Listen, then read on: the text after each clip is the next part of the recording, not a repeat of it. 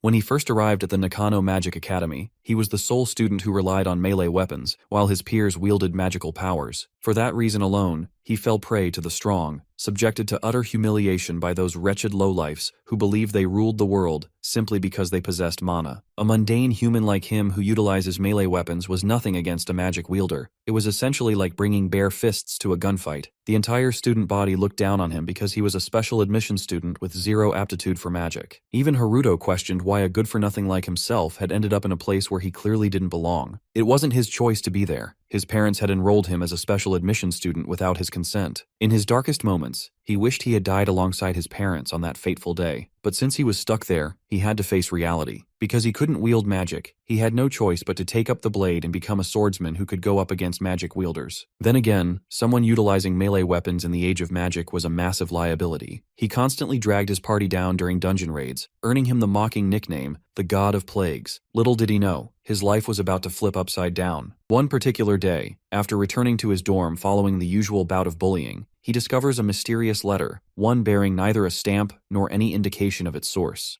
Slumping onto the sofa, our boy rips it open. An intense light floods out and stuns him. When he opens his eyes, he is in an alien place, standing ankle-deep in glowing blue water. A figure materializes before him, rippling with light. The being speaks first, stating the year is 2054. It looks at him and confirms he is Kuju Haruto, age 16. Haruto gives a wary nod. To his utter confusion, the figure introduces itself as Kuju Haruto from the future. Apparently, it is truly him from 10 years ahead, sending a letter to the past. Future Haruto claims that within a decade, our hero will become a mage able to bend space and time, but he is here to accelerate that training. Our protagonist remains unimpressed, his suspicion hitting its limit. The future version just smirks, noting that he has always been skeptical. He then demands that Haruto enter the F-rank dungeon at the Shinjuku Imperial Garden, promising to be in touch once he is inside. Still half convinced this is a prank, Haruto heads to the dungeon. It looks empty and useless. Glaring at the letter, he mutters threats about destroying it, but the paper responds smugly, acknowledging he could easily burn it. Following further directions, our protagonist ends up at a massive wall. Frustration boils over, and he considers torching the barrier until the letter instructs him to wedge it into a crack in the stone. Grinding his teeth, Haruto jams it in. The wall splits open to reveal a hidden passageway. He steps inside, eyes wide at the sight of a massive diamond-shaped object hovering in midair. The letter explains that this is a skill cube and tells him not to freak out. All he has to do is touch it to acquire new abilities. Our boy presses his palm against the cube. Instantly, the glow turns blood red. Enormous stone blocks detach from the walls and assemble into a towering robot. Haruto's brain short-circuits at the sight of a golem. Without warning, the machine fires a burning red beam, hurling him across the room. As his body slams into the ground, a sick realization hits. He has been conned. Searing heat engulfs our hero. His skin feels like it is melting, and his vision goes white as death creeps closer. He thinks of his family, ready to join them. As blood pools around him, the voice from the letter cuts through the haze. It asks if he really wants to go out as a failure who died like a joke. Lying there, Haruto reflects on the bullying and his pathetic life, but something ignites deep in his gut. He refuses to end it here. His future self sounds pleased, urging him to cling to life and flip his destiny. As our protagonist attempts to stand, the golem strikes again, killing him instantly. However, a system activates and triggers a hidden quest. The high-tech interface registers him as meeting the requirements for the Mage of Space and Time. It cancels his death, and his body undergoes a rollback, restoring him like a corrupted program to a previous state. Electric waves pulse through him as the process completes, and the system announces that Kuju Haruto has finally acquired space and time magic. The system flashes on the display, confirming all requirements are fulfilled, before firing a piercing beam of light at the skill cube. The object shatters into glittering diamond shards. Afterward, the screen displays a completion notice, verifying that the concepts of space and time magic are fully integrated. The interface grants skills such as Quick Body, Material Rewind, and Stop Chain to Kuju Haruto. He gains a specialized passive skill that, even at level 1, allows him to unleash 30% of his total power. Our boy demands to know what is happening to him. His future self explains that this is a shortcut to his awakening. While he admits the method is incredibly risky, he insists these brutal conditions are non-negotiable and offers a brief apology for dumping the burden on him without warning. The voice mentions that space and time magic is not supposed to be uncovered for another decade. It is a hidden quest only our protagonist has accessed. This finally commands Haruto's full attention, making him truly wonder if this being is indeed his future self. The future Haruto announces that the tutorial is about to begin. Suddenly, the massive golem lunges, but our hero dodges with effortless grace. He lifts off the ground to float in midair, his body feeling almost weightless. He realizes the new passive skill is already doing significant work. His future self informs him that he is about to learn what fighting as a space-time mage actually entails. The first step is to stop relying on his eyes and instead sense the current of time, as it governs all things. Kuju Haruto remains baffled at the idea of feeling time flow, but his future counterpart hypes him up. He reminds the boy that he can pull it off because they are the same person. Following instructions, our protagonist locks his focus onto the temporal flow. In an instant, his level 1 ability activates. Haruto blazes forward at light speed, pinpointing the golem's core hidden within its skull. He drives his blade into the target with such force that the head fractures under the blow. After destroying the core, our hero flips away as the hulking machine crashes to the ground with a thunderous thud. This victory bumps Kuju Haruto up to level 4. His swordsman skill climbs to level 8, and he pockets 45,800 credits. The voice from the future asks if he believes the truth now, even teasing him with his old nickname, the God of Plagues. Despite the display of power, our boy still isn't completely convinced. His future self ignores the skepticism, insisting they move to the next necessary step, exiting the dungeon. Haruto wonders if there is unfinished business nearby as he begins to head out. His future self replies that it is a necessary detour. He intends to bring the young man to the exact spot where Shinonome Rine was killed by a monster. Hearing this, our protagonist stiffens and asks in a tense voice what he means. Future Haruto confirms that his childhood friend died that very day after she and a few others entered the Ikebukuro D-rank dungeon, only to be slaughtered by an unexpected extra boss. He commands Haruto to save her and rewrite the future. Our protagonist sprints toward his childhood friend as the voice of his future self urges him to rewrite the future. On May 23, 2054, in the deepest sector of the Ikebukuro D-rank dungeon, Rine is destined to meet her end at the hands of a C-rank extra boss. Her smiling face flickers through Kuju Haruto's thoughts. Future Haruto mentions that, despite her friends chanting a rescue spell, no one came to their aid because no other adventurers were nearby. The entire team was meant to be wiped out. Shoving aside the voice in his head, our boy keeps running, furious that his future self waited until now to speak up. The older Haruto fires back, calling our hero an idiot who never wanted to team up because he feared his cursed luck would ruin others. He notes that rejection never stung the boy for that very reason, yet he wonders why our protagonist is so riled up now when the stakes aren't even his own life. Kuju enters the dungeon and immediately spots goblins. His future self tells him to quit acting enlightened, reminding him that the world can change based on his actions. Our hero slices through the monsters one after another, snapping at his future self to shut up. He insists on doing things his own way. The future Haruto smirks, having elicited the exact reaction he wanted, and decides to teach his younger self a new trick with space-time magic as a reward. Meanwhile, on the bottom floor, Rina is being mauled by the Dark Sentinel. She lies bloodied and unconscious while her 4 friends huddle together, weapons gripped tight. They yell over each other in a panic. One complains about the lack of warning, while a girl shrieks that their rescue spell is failing. Another teammate tries to rally them, insisting they can win if they attack together, but terror has them frozen. The monster towers over them like death itself. It lashes out with a brutal strike, sending the entire group sprawling. Seeing her teammates helpless, Rini staggers back to her feet and grips a magic spear with shaking hands. She lunges with everything she has, but the attack fails to affect the boss. Deep down, she knows she cannot win alone. Just as the Sentinel is about to strike her down, Kuju Haruto arrives. He uses his stop chain skill to halt the creature's blade and asks if she is okay. Rina sits there stunned, watching him. The boss frees itself from the chains and lunges at our protagonist, who dodges instantly. When he counters the next move, he spots the core, but it proves too durable to pierce. The boss blocks his blow and, in the next moment, slices Haruto's blade clean in two. His heart sinks at the sight of the snapped metal. As the extra boss glows red with fury, our boy shifts focus to the gaps in its armor, locking his gaze on its head. Future Haruto warns him that his sword is about to shatter completely. Kuju Haruto clenches his teeth and, without hesitation, channels his magic, Material Rewind. In an instant, the broken sword rewinds to its original state, becoming whole again. Our hero jams the blade into a slit in the monster's helmet. The creature yanks the armor off, but its entire head blinks out of existence. Watching his younger self rewrite fate, the Haruto from the future feels a flicker of pride. Rina's eyes widen as she gazes at the boy before her, whispering his name in disbelief. Rina remains rattled, demanding an explanation from Haruto while medics rush her friends to the hospital. She eventually thanks our boy for saving them, but Kuju Haruto simply shrugs it off, telling her to keep quiet about his involvement. Rin wonders aloud if this is a little secret just between the two of them,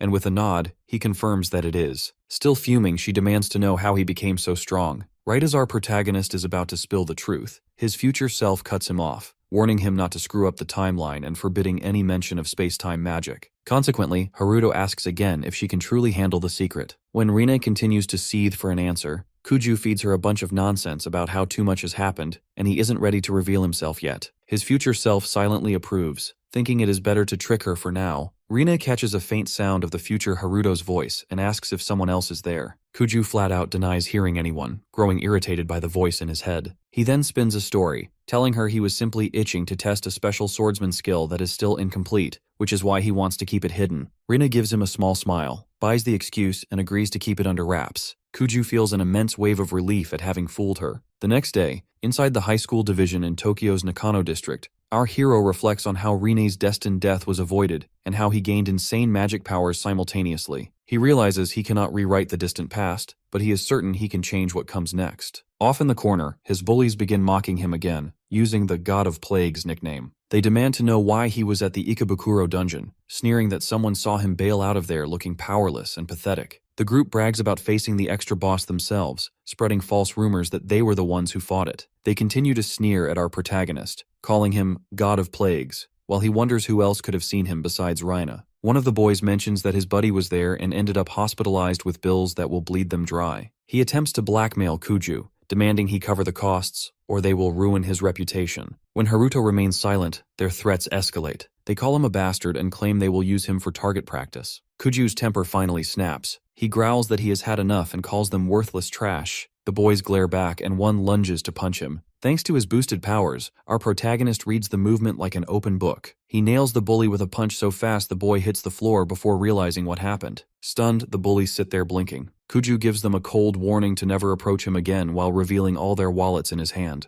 The group stares, dumbfounded that their belongings were snatched without them noticing. He demands a promise that they will leave him alone for good, certain they won't dare cross him again. After the confrontation, he heads to class. As the professor lectures, Kuju's thoughts drift toward the upcoming magic capacity test. Suddenly, the professor announces they will perform the measurements right now and calls Haruto's name. Our boy rises from his seat and approaches the testing mirror. He thinks about how pathetic his intrinsic magic capacity used to be, but now he wonders how things will change as a space-time mage. He decides to give it his all and channels his new power. As he places his palm on the mirror, powerful electric waves erupt from his body, leaving the professor watching with wide eyes. Out of nowhere, the mirror topples and shatters into 1,000 pieces. The professor crashes to the floor in shock, and the entire classroom falls silent as students struggle to process the scene. Meanwhile, our protagonist's brain is short-circuiting. He immediately regrets flexing his power, having had no intention of sticking out this conspicuously. From her seat, Rina simply chuckles to herself. Outside, groups of students buzz with gossip about Kuju Haruto and the destroyed mirror. Theories fly regarding some weird, unknown magic he might possess, with one student even claiming our boy is ranked way beyond A rank. Haruto grows annoyed, quickly tiring of the unaccustomed attention. Suddenly, a familiar voice calls his name. He blinks in startlement as a plushie crawls out from the nearby bushes. Kuju squints at the creature, trying to figure out why its voice sounds so familiar until it finally clicks. The voice belongs to his future self, currently chilling in plushie form. The creature explains that it possessed a toy sitting back at his house before cutting straight to the point. There is an emergency, and he needs to move fast. The Chaos Dragon has appeared much earlier than scheduled. Our hero racks his brain for information on the beast, and his future self explains that in the original timeline, this Alpha-type target wiped out the Adventurer Guild in Ariake, triggering a disaster of epic proportions. Because it has arrived ahead of time, they must eliminate it immediately. Our boy realizes that if they fail, the unprecedented catastrophe will repeat itself. Kuju suggests calling the Adventurer Guild to dispatch an extermination squad, hoping a top-tier team can handle the threat. However, future Haruto shuts him down, stating there is 0 time left because the dragon is already cruising through the sky. Our protagonist glances up and spots the massive creature soaring above, wondering why it isn't sealed inside a dungeon. The plushie begins lecturing him about migrating dragon species that never stay put. As the beast heads straight for the school, dread pools in Haruto's stomach. He thinks of the carnage and the safety of the other students. Inside the building, the student body wanders about normally until they catch sight of the dragon. Murmurs of confusion turn to chaos as the dragon swoops toward the grounds. A woman's voice booms through the panic, ordering everyone to gear up for battle while civilians take cover. It is the student council's mage security guard. The guards spread out across the field, weapons gripped tight, and begin conjuring magic circles. As the dragon hovers menacingly, the commander orders them to keep the beast away from the school at all costs. They launch a coordinated magical assault. Following a deafening roar and an intense flare of light, the dragon momentarily vanishes. The guards cheer for their captain, but their victory is short-lived. The dragon bursts from the smoke, completely unharmed. Disappointment carves itself across the captain's face as she realizes her anti-dragon magic did nothing. The dragon retaliates, spewing magical flames that leave the squad frozen in terror. Within moments, the security mages are sprawled on the ground, knocked out cold.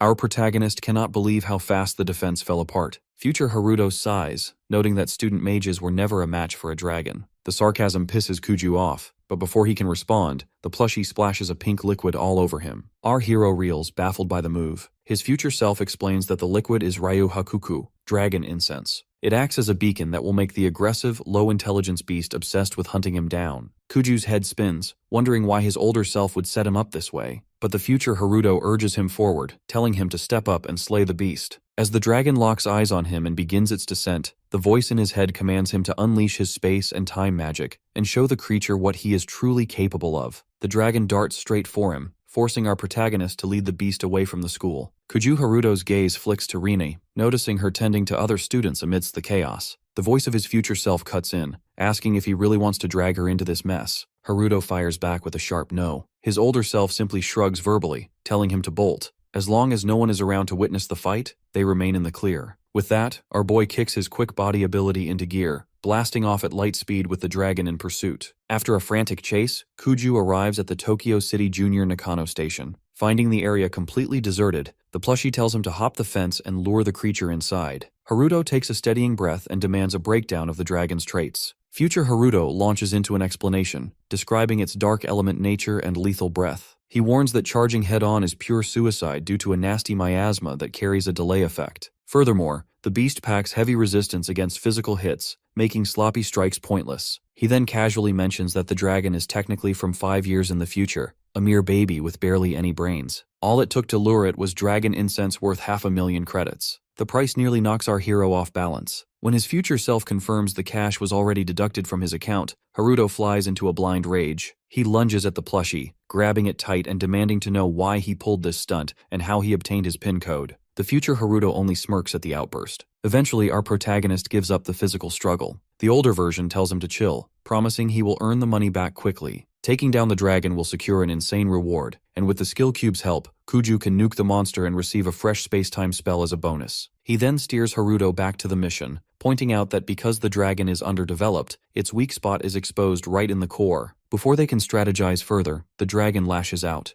Our hero snatches up his future self and hauls ass out of the way, throwing a sarcastic thanks at the plushie for the tips. Kuju hacks through the fence with his sword and charges. The dragon is relentless, blasting flames as he weaves through the attacks with his blade ready. One massive fireball slams into the station, turning the structure into a blazing wreck. Through the coiling smoke, Kuju Haruto spots the weak point dead center on its chest. He blurs forward, crossing the gap in half a second. The older Haruto watches, stunned that our boy just pulled off a practical application of space-time magic to dodge the blast. Closing in on the core, Haruto channels everything into his sword and drives the blade home. However, there is no sensation of contact. A torrent of fire explodes from the core, catching our protagonist off guard and slamming him down hard. He seethes at his older self, furious he wasn't warned about the counterattack. The future Haruto suddenly remembers that the Chaos Dragon can morph its body into miasma, meaning Kuju needs to be careful during his next strike. Our hero lands safely on the tracks below, teeth clenched as he demands that his future self actually explain enemy abilities before the brawl starts. The older version rattles on, adding that the dragon can solidify that miasma and spit out hordes of mini-dragons called legions. Fueled by rage, the Chaos Dragon begins pumping an army of these small creatures out from its core. Kuju Haruto can hardly believe a baby dragon is capable of churning out an entire legion like this.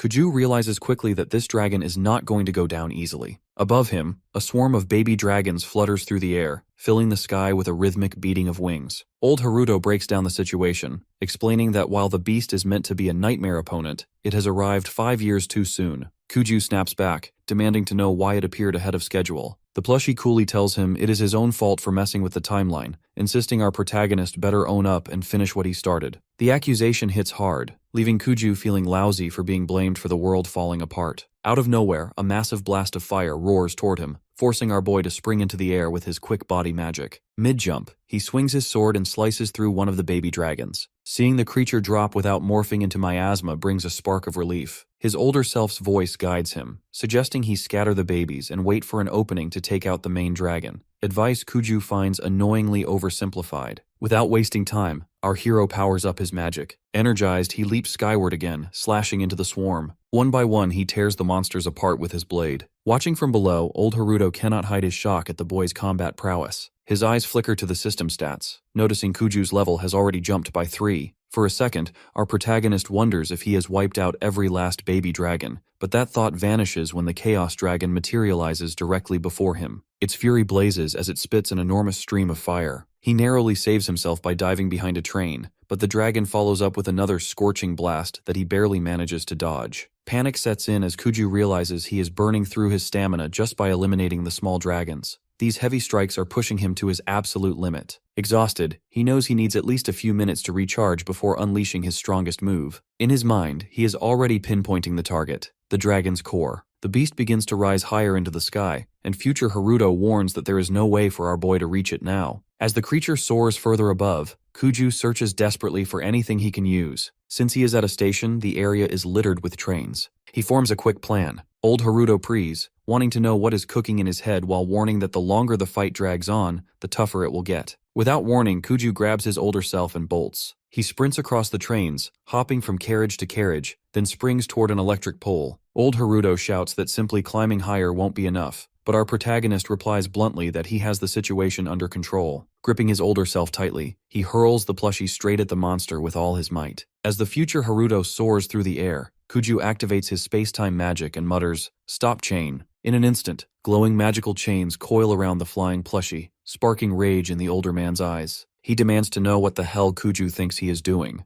Ignoring the protests, our hero uses the mid-air plushie as a platform, stepping on him to jump even higher and close the distance to the beast. Anger pulses through him as he swears not to let the creature morph into miasma again. He invokes Stop Chain once more, and thick chains lash out to wrap around the dragon. Kuju knows he has only bought himself a few fleeting seconds, but he is hell-bent on ending it within that window. He rockets up to the dragon's level, his gaze locking onto the center of its chest. With a ferocious thrust, our boy drives his sword straight into the glowing core. The core shatters into fragments. In the next instant, a massive explosion erupts, flinging old Haruto to the ground. Smoke billows everywhere, obscuring the sky. But out from the swirling gray emerges Kuju Haruto, standing tall with his broken sword in hand. Slaying the beast bumps our protagonist up by 15 levels, while his swordsman proficiency shoots up 28 points. On top of the experience, he pockets 872,300 credits and snags a rare Chaos Dragon Fang. His rank jumps to Adventurer C, accompanied by a system recommendation to report to the nearest guild. Old Haruto looks pleased, claiming he expected nothing less,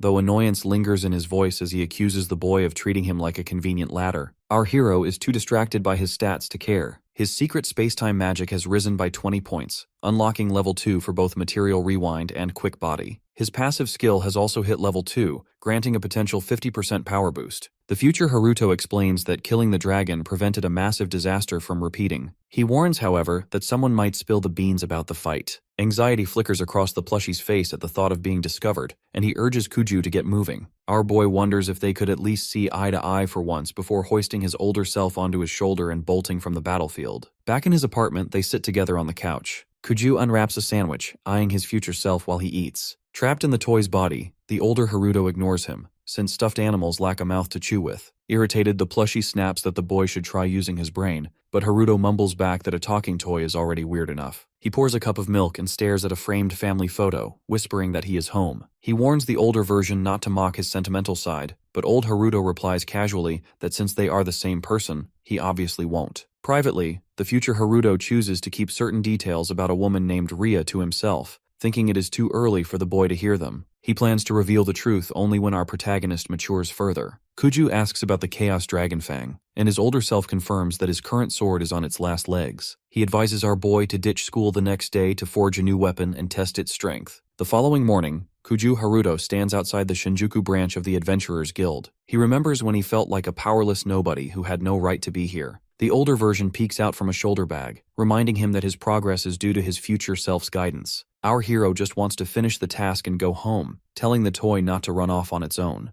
Inside the lobby, they wait until the screen calls number 23. At the counter, a beautiful receptionist asks what brings him in. He hands over his ID card to check his dungeon results. She notes his meek vibe but slides the card into her computer, asking him to place his hand on the scanner for identity confirmation. She is shocked when his results pop up, showing a leap from rank E to rank C in a single day. As the numbers glow on the screen, the receptionist wonders if the system has glitched. People begin to stare, and Kuju feels his stomach sink. He hates standing out and decides to fix the situation by activating Material Rewind. The system finishes the confirmation, but his rank suddenly displays as E again. The receptionist blinks, unable to wrap her head around the change. When our boy asks if there is an issue, she simply shakes her head and hands the card back, still baffled. He thanks her and turns to leave. Suddenly, the monitor updates again, flashing the promotion back to rank C. Old Haruto realizes our protagonist only rewound the display itself and smirks at his quick thinking. Kuju replies that avoiding unnecessary timeline splits is his top priority. As they head toward the elevator, the older version tells him to get inside. Our hero stands silently as they ascend. When they step out, they face a door marked for Rank A adventurers only. The plushie suddenly morphs into a letter, telling Kuju to scan it on the sensor. Despite the high security clearance, the letter insists he proceed. Haruto presses the paper to the scanner, and the door unlocks with a click. The letter tells him to begin, and Kuju steps into the room to start synthesizing a weapon suitable for a space-time mage. Inside the lab, a young man is busy typing away at his computer, wondering aloud if there is a field trip today. The letter in Kuju Haruto's hand answers him flatly, stating there is no trip and that today's visit is strictly for a weapon synthesis request. The man at the desk, Shiroyama Tokamoon, turns and asks if our protagonist is at least an A-rank adventurer. As the head of the weapon synthesis lab, Tokamoon squints at Kuju, clearly puzzled. He thinks our boy looks like a low-tier rank F student and suspects he might have tricked security to sneak in. The letter instructs Kuju to show him the materials. When our boy holds them out, Tokamoon studies the items carefully, realizing they are rare materials dropped by a high-level monster. Haruto asks if he can use them as a synthesis ingredient to power up a weapon. Tokamoon nods, recognizing their immense value, and wonders if Kuju ripped them off a beast he hunted himself. Our hero confirms this with a casual nod. Tokamoon glances at Haruto's sword,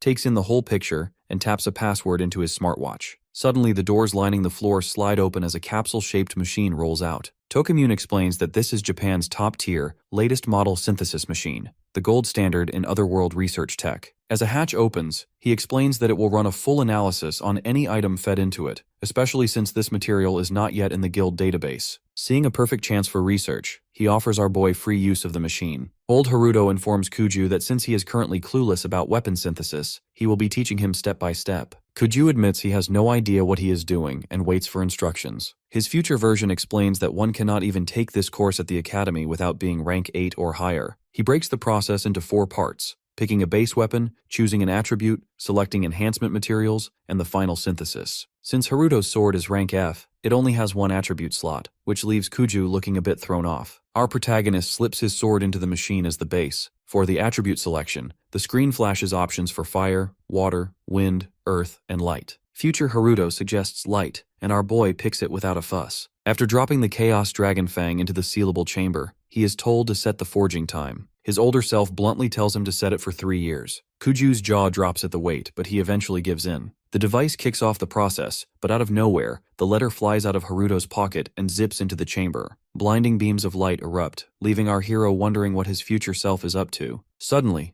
the machine explodes with a deafening bang before calmly thanking him for his patience. It announces the synthesis is finished. The screen displays the Chaos Sword, a light attribute A-rank weapon. Old Haruto beams with pride while Kuju stares at the sword, questioning if this is actually real. His future self smugly notes he cannot pull this off every time. Meanwhile, Tokamoon stands stunned, unable to process how a 3-year process wrapped up in seconds. Sensing the need to leave, old Haruto urges Kuju to grab the sword and get out. The computer voice confirms the weapon is stored safely in his item box. Kuju thanks Tokamoon and heads for the exit, throwing a casual goodbye over his shoulder while the chief tries to call him back. Outside, our protagonist overhears people gossiping about a mysterious rookie who decapitated a migrating beast in an instant. They speculate that whoever pulled it off must be a total monster and chatter about how his identity might trigger fights between famous clans. Kuju thinks it is pointless to dwell on the rumors and just wants to head home. However, the plushie beside him is hyped to try out the new sword, chirping that they should head to the lair of the sacred beast, Cerberus. Kuju blinks in shock at the suggestion. Just then, Rini calls out Haruto's name from behind, appearing as if she has something important to say. Rina tells Kuju Haruto how relieved she is to see him in one piece. She explains that some students informed her the monster attacking the school had actually been pursuing him. Worry is written all over her face as she mentions messaging him for ages, but none of her texts were marked as read. Since Kuju skipped school today, she demands to know why he is here now. The plushie pipes up, telling our protagonist to keep it brief and skip the pointless chatter. Haruto admits his future self has a point. Seeing that he is unharmed, Rine's eyes well up with tears of happiness. He apologizes for making her worry, causing her to cry openly. Out of nowhere, Rine scoops up the plushie and starts playing with it. She begins planting kisses on the toy, catching a whiff of Haruto's familiar scent. The older Haruto demands she put him down immediately, finding the affection bizarre. However, Kuju Haruto offers to let her keep the plushie for a while. Rini looks shocked, while his future self glares daggers at him in silent rage. Our hero tells her to return it later and brushes off her thanks, saying he will catch her another time. As he walks away, Rini clutches the toy like it is her own child. He feels lighter, glad to have distracted her from the chaos, even as the older Haruto silently panics about being left behind. The next day, Kuju Haruto strolls outside the school with the plushie perched on his shoulder. He tries to make amends, explaining he rushed back to retrieve him as soon as possible. Although the future Haruto is still fuming, he eventually throws out a quiet thank you. He is moved to have seen his long-lost childhood friend after a decade. From a building window far away, a sharply dressed young man watches our protagonist intently. He recognizes the boy as the so-called god of plagues, and the sight piques his interest. Labeling Haruto as Mr. Mysterious Dragonslayer in his mind, he decides to make the student his next target for entertainment. Later, inside the student counseling office, Kuju Haruto stands before the student council vice president, Sakura Kuji Yuzuki. She grills him about the dragon incident, demanding he spill everything he knows. When he gives a flat denial, she slides over her reports, pointing out that he ran exactly toward the source of the monster attack. Our hero explains that the beast switched targets to another student and then vanished. He claims that student was the one who killed the beast while he barely managed to survive. He shakes his head when asked if he saw the savior's face, claiming he was too busy trying not to die. Yuzuki seems to accept the answer, and Haruto excuses himself. As he leaves her office, he wonders why she is so suspicious. His future self knows exactly why and pulls up a viral video on his phone. The headline asks if the person in the footage is actually a student, calling the fight epic. Social media is flooded with photos and posts of the battle, with people gushing over their savior. Kuju Haruto asks the plushie if space-time magic can wipe the internet clean, but the older version tells him it is impossible at his current skill level. Defeated by reality, our boy enters his classroom. The usual silence is gone, replaced by students whispering and expecting a spectacle. As he sits down, Rina warns him to stay on his guard. Before she can explain further, a handsome upperclassman interrupts. The student introduces himself as Sumeragi Ryuga, a third year and the student council president. Claiming to be the genius magician at the top of the school food chain, Ryuga confirms Haruto's identity and boldly declares that he wants a magic duel. Sumeragi wastes no time making his intentions clear as he throws down a challenge for a magic duel. Kuju, Haruto, and Rine stare at him, stunned, while the rest of the class buzzes about the sudden declaration, convinced our boy is finished. Sumeragi recalls Kuju as a worthless failure with zero magic capacity, remembering how he smashed the device used to measure a mage's power. He also thinks back to the strange leftover traces from that incident,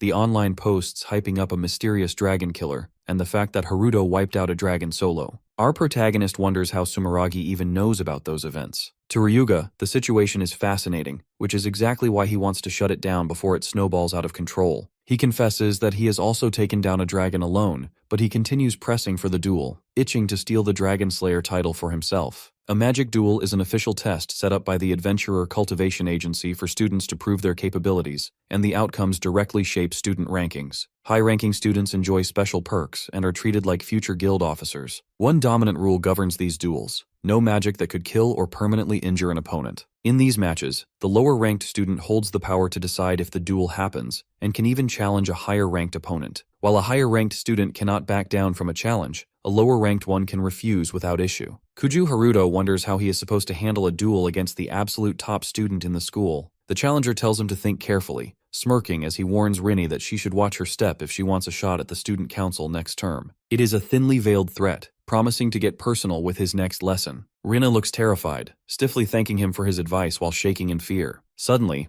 our hero stands firm and asks Sumeragi if he still wants this duel. If so, Haruto is ready to accept. Rina looks at him as if he has lost his mind. Our protagonist adds one condition: whoever loses must drop out of school. Sumeragi lights up with a grin, agreeing with excessive enthusiasm. He is full of himself, certain that Kuju already regrets the wager, but our boy only tightens his resolve. Later, old Haruto comments that the young man is starting to act more and more like him. They sit outside the school while Kuju digs into lunch. Future Haruto warns that Sumeragi is no joke. When Kuju asks if his future self knows the man, the elder explains that Sumeragi is destined to become the Shinjuku branch chief of the Adventurer Guild and one of the 7 sages, eventually developing numerous new fire element spells. Haruto thinks being a sage probably just means the guy is a high-level idiot. His future version snorts in agreement, calling the man sleaze incarnate. He warns that from this point forward, Sumeragi will use every bit of his position against our protagonist. The man is absolute scum who has abused countless women under his command, yet he is dangerously good at leading people. Worst of all, he is certain Haruto is the Dragon Slayer because students in his faction tipped him off. His magical talent is the real deal, and his genius mage reputation isn't baseless. Future Haruto warns that, currently, our protagonist stands no chance. Plushie pulls up the profile for Kuju Haruto. He is an adventurer level 15, rank C, with swordsmanship at 31 and spacetime magic at 34. The system flashes a red warning regarding his unknown skills, recommending a report to the guild. His potential release level is 2, providing a 50% boost. His strength is 61,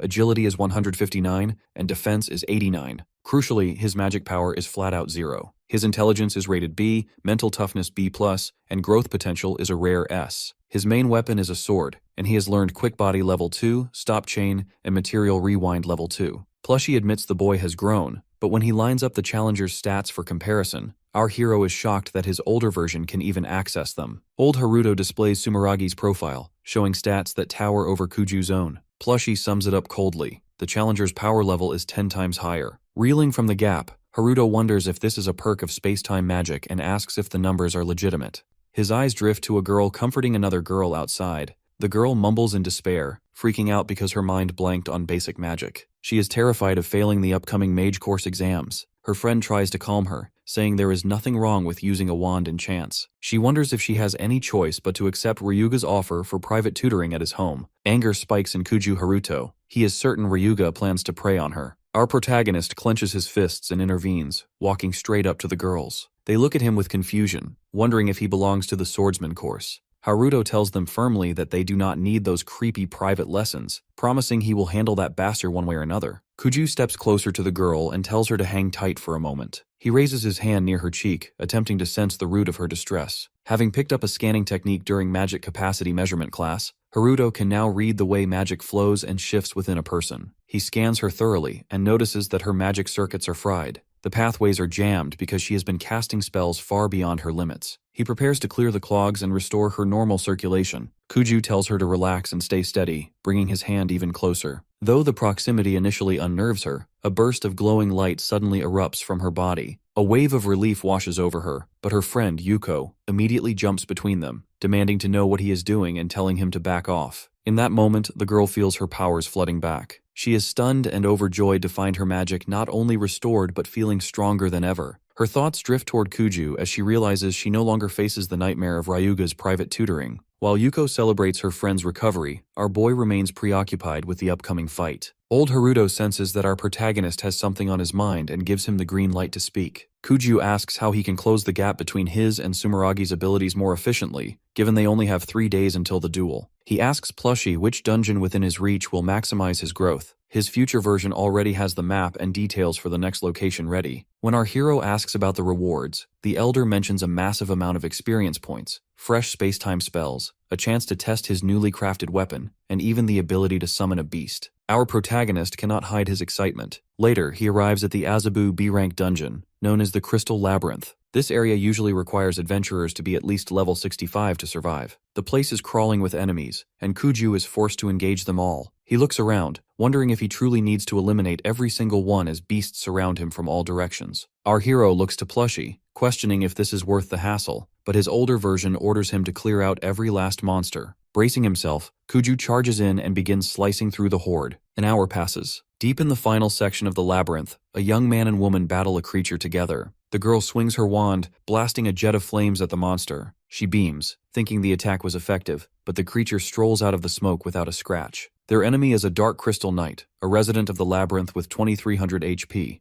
an attack stat of 340, and a defense of 610. Its magic resistance and special abilities far outclass the two students. The boy warns her that their attacks are doing nothing, and she stares in terror as the night closes in. Suddenly, our boy appears and ends the monster's life with one clean swing, shattering its head into fragments. The two students are overcome with relief and shower Kuju with thanks. He mentions to his older self that the enemies here feel like a never-ending tide before telling the pair to escape while they can. The boy asks if Kuju will be alright alone, but our protagonist replies that he intends to keep slaying every monster that approaches to ensure their safe exit. Sword in hand, Our hero faces the incoming horde and quietly tells the students to move. The boy apologizes for his lack of strength and thanks Haruto for saving his life. Meanwhile, old Haruto informs our protagonist that he has slain 89 monsters so far, noting that he hasn't even reached half of his quota. Kuju snaps back with irritation that he is well aware of the count. His future version tells him to hurry and finish the area so he can rank up. As they speak, the monsters close in around our boy from all sides. Kuju hacks away at the monsters, each swing slicing through them as if they are nothing against his sheer power. Plushie pipes up, pointing out that these creatures provide the most experience in the Crystal Labyrinth, making them the quickest ticket to leveling up. He adds that even for someone as skilled as our boy, this is no easy task. Kuju continues his relentless assault, chopping one beast apart with a ruthless swing before shifting tactics. He weaves in space-time magic to accelerate the process,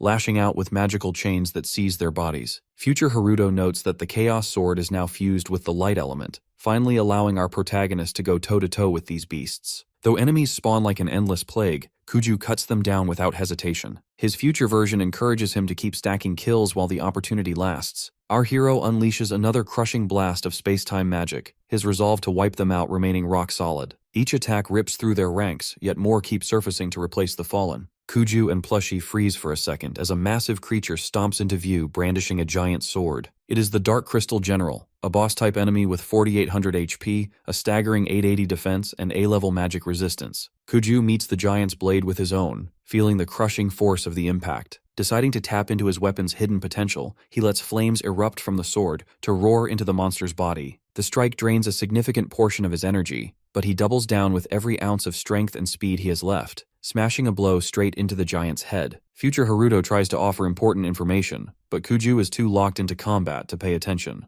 As he continues hacking through the surrounding monsters, his older self carries on with the lecture regardless. Old Haruto explains that space-time magic is unique. It does not draw from magic capacity but from the Chronos factor, a force that controls the world's time flow. This is why someone with zero magic capacity like our boy can still use it. Kuju is fuming that this information is being dumped on him in the middle of a life-or-death struggle. Irritation bubbles over as he fights back the flood of enemies, while Plushie drones on about how there is no better way to learn than under pressure. When the monsters charge like rabid beasts, our protagonist casts Stop Chain magic. His chains lash out to tear through the ranks, but the enemies eventually begin snapping the magic apart. Future Haruto tells him to drop his guard and keep swinging. Just then, a dark crystal sorcerer enters the chamber, hurling glowing magic stars. Future Haruto reminds Kuju to stay mindful of the Chronos factor even in the thick of battle. The monsters begin blasting searing beams of light, and though fear tightens his chest, our hero reacts instantly. He seizes the light with his magic, bending the flow of time itself. A colossal explosion rocks the hall, engulfing everything in blinding heat and flames. As smoke and dust fill the room, Kuju holds his position with sheer willpower. Out of the haze, the largest monster yet charges forward. Our boy blasts it with a massive ray of blue light, a strike so powerful it finally puts the giant beast down for good. Kuju's eyes widen as he truly grasps what it means to command the flow of time. Plushie confirms his realization, while old Haruto privately admits our protagonist might actually be stronger than him for unleashing a chrono ray so effortlessly. Standing atop a towering pile of slaughtered monsters, Kuju casually finishes off the remaining survivors without mercy. Exhaustion weighs on his limbs, but the magic screen flashes repeatedly with news of his level increases. Amidst the sea of corpses, our hero stands tall and asks his older self with cool confidence what the next target is. They have finally reached the inner chamber of the deepest floor, where the dungeon boss awaits, the sacred beast Cerberus. Our protagonist stands before a massive door, looking completely drained. His older self pipes up, explaining that the constant use of space-time magic takes a heavy toll on the brain, leaving the user wiped out. He asks if Haruto wants to call it quits, but Kuju shoots the idea down, noting that time is ticking away. They step into the deepest chamber of the Crystal Labyrinth and freeze at the sight of a three-faced creature. Old Haruto quickly explains that this boss has a rare sense of honor and pride. It is a gigantic wolf with 3 snarling heads, the sacred Cerberus. As the beast approaches, the elder wonders if they should speak as if they are in an old samurai film, mentioning rumors that the beast carries the soul of a warrior. Kuju's head feels like it is splitting open, so his future version hands him a tiny bottle to ease the pain. Our boy gulps it down, baffled to see the monster simply sitting there, seemingly waiting for him to recover. Tossing the empty bottle aside, Haruto realizes how bizarre the dungeon boss is acting. Future Haruto points out an old injury on the creature's right side and tells him to aim there. The beast rises, its overwhelming aura returning.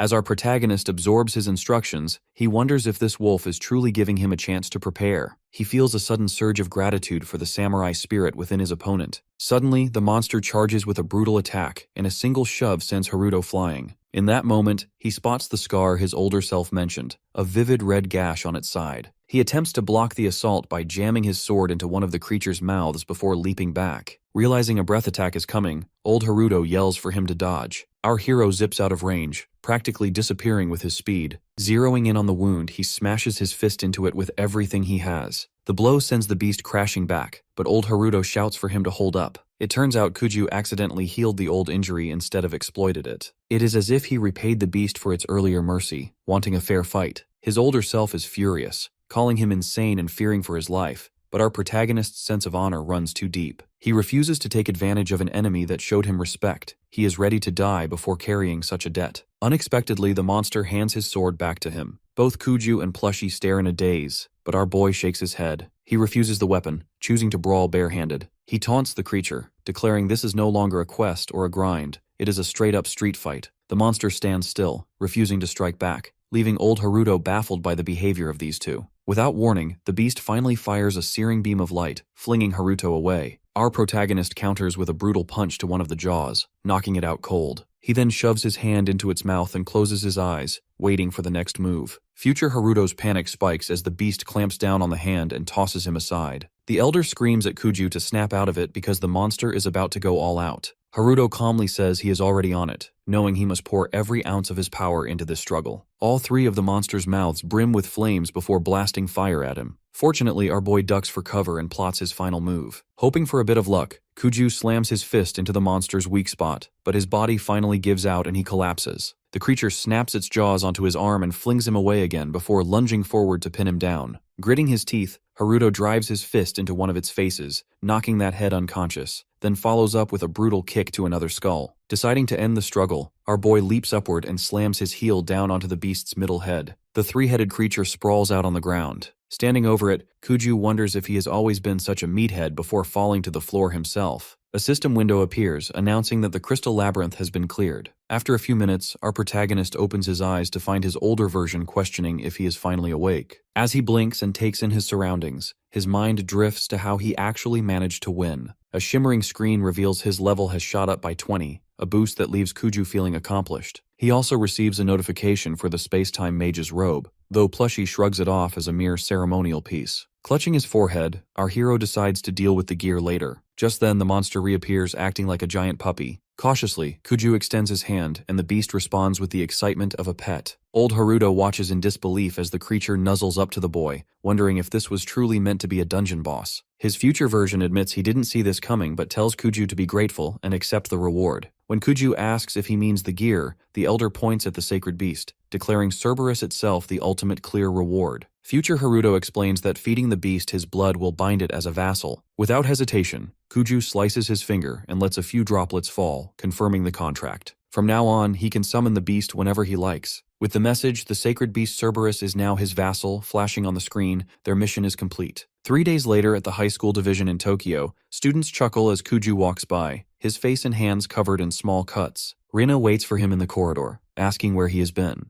Haruto explains he was tied up with duel preparations, though she wonders what kind of training leaves him looking like he was dragged through hell. He simply tells her that no matter what, he is ready. Rina stares at him, questioning if he is still the same person she grew up with as they stand quietly in the school garden. From above, Ryuga spots them, surprised that Kuju showed up at all. He is itching for a public beatdown. Later, inside the building, Ryuga blocks our hero's path and declares the duel will happen after class. He asks if Kuju has gathered his courage, mockingly calling him the mysterious dragon slayer. With unwavering confidence, Kuju replies that he is ready and confirms the stakes. The loser drops out of school. Ryuga grins, but decides to spice things up by proposing a new bet of 100 million credits. Anxiety tightens our protagonist's chest as other students begin chanting, pressuring him to accept for their entertainment. Inside the shoulder bag, old Haruto realizes Ryuga is using the crowd to provoke the boy, and leave him no room to retreat. The villain's goal is to strip Kuju of everything and make him a slave, but our boy agrees to the outrageous bet anyway. As Ryuga turns to leave, he jeers at Rine for siding with the wrong person, warning her to prepare for his special lesson. However, Kuju reassures her confidently that he will win no matter what.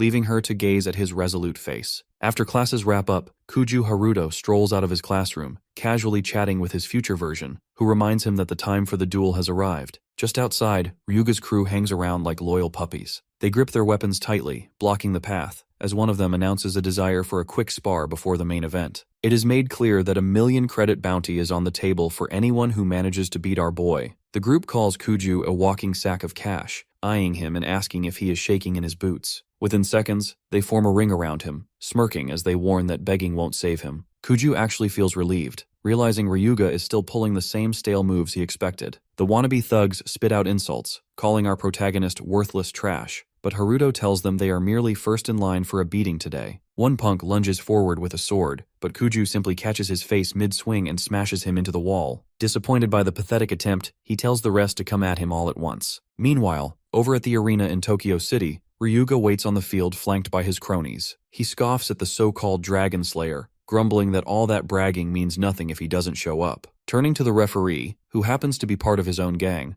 Ryuga confirms that if our boy isn't there within a minute, victory defaults to him. His friends mutter that Haruto must have chickened out, convinced the underlings have already softened him up. Up in the stands, Rini sits among the crowd, nerves eating away at her. Suddenly, our hero arrives in the arena. Ryuga and his friends freeze, shock flashing across their faces at the sight of Kuju still breathing. Ryuga cannot wrap his head around how Haruto made it here, but Kuju just smirks and asks if he forgot they have business to settle. Wasting no time, our boy tells the referee to get the duel started. The official announces the match between Class 3A's Sumeragi Ryuga and Class 2F's Kuju Haruto, and the signal is given. Ryuga's mind is still reeling, but he decides to go full throttle from the first move. Flames burst from his hands as he launches huge blasts of fire, daring Haruto to fight back. A bystander mutters that Ryuga is using Hellfire Grab, a top-tier spell only the elite can handle. Ryuga hurls the blazing infernos at our boy, pouring every drop of power into the attack, certain that a direct hit will end things. However, Kuju notices how the flaming shots warp time as they zip through the air. He sees faint shadows of where they were and shimmering traces of where they will be. By reading their movements, he obliterates every single fire bullet before it can even graze him. Ryuga stands there, staring as if his brain has stopped working, while Kuju emerges completely unharmed. Lifting off the ground, our protagonist hovers in midair, surrounded by his own fierce blaze. Ryuga gapes, stunned that even his sneaky double-hit trap failed. Now it is Kuju's turn to counter. He fires chrono rays at Ryuga, slamming him so hard that he is thrown across the arena floor. As the challenger lies sprawled out, our boy remains aloft, calmly floating above him. The entire crowd watches in stunned silence, unable to believe someone with zero magic capacity could pull this off. Meanwhile, Rina feels only relief and happiness, realizing our boy is no longer the Kuju she once knew. Kuju Haruto leans toward his opponent, asking if he truly intended to go all out from the very beginning. Ryuga snarls back, calling him a bastard and shouting for our boy to back the hell off as frustration boils over. Driven by pure rage, the challenger launches a massive blaze. Off to the side, old Haruto comments coolly that this is the Flame Dragon's Ardent Fist, a melee spell that turns close-range punches into scorching 3,000-degree fire. However, it only burns what it touches. Without flinching, our protagonist stops the incoming inferno with his bare hand.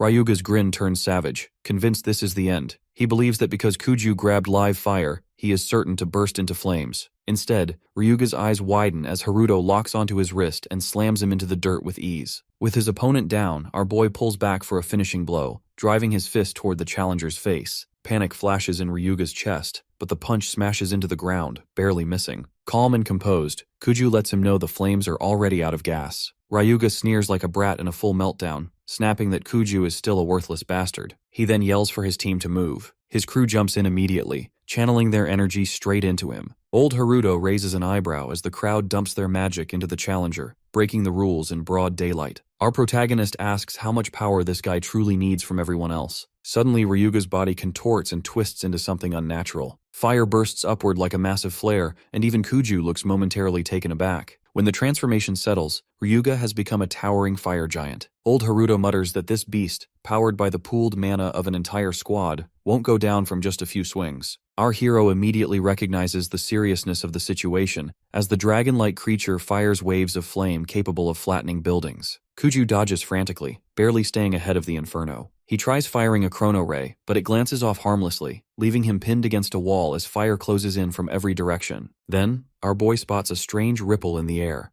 a distortion where time itself seems to be glitching. An idea sparks. If he can reach that anomaly on the monster's hand, he can tear it wide open. Kuju locks in and fires a lightning-quick slash, triggering a massive explosion of fire from the creature's body. He calls out to his older self, stating he needs to use the plushie again. His future version asks if he is truly going through with that plan once more, but agreement is given, as there is no other option. Without hesitation, our protagonist throws plushie into the air and begins chanting the stop chain spell. The chains grab the plushie, allowing our hero to leap high above the monster's head. From that vantage point, he spots the warped tear in time pulsing at its peak. Kuju unsheathes his sword and slices straight down, cutting through the beast like paper. He lands with perfect control as the creature's body splits apart and collapses into massive chunks. From the wreckage, Ryuga emerges shaking and utterly stunned. He shouts at Kuju, demanding to know why the fire giant isn't regenerating. Our boy doesn't bother explaining. Instead, he drives a precise punch into Ryuga's chest, slamming him down hard.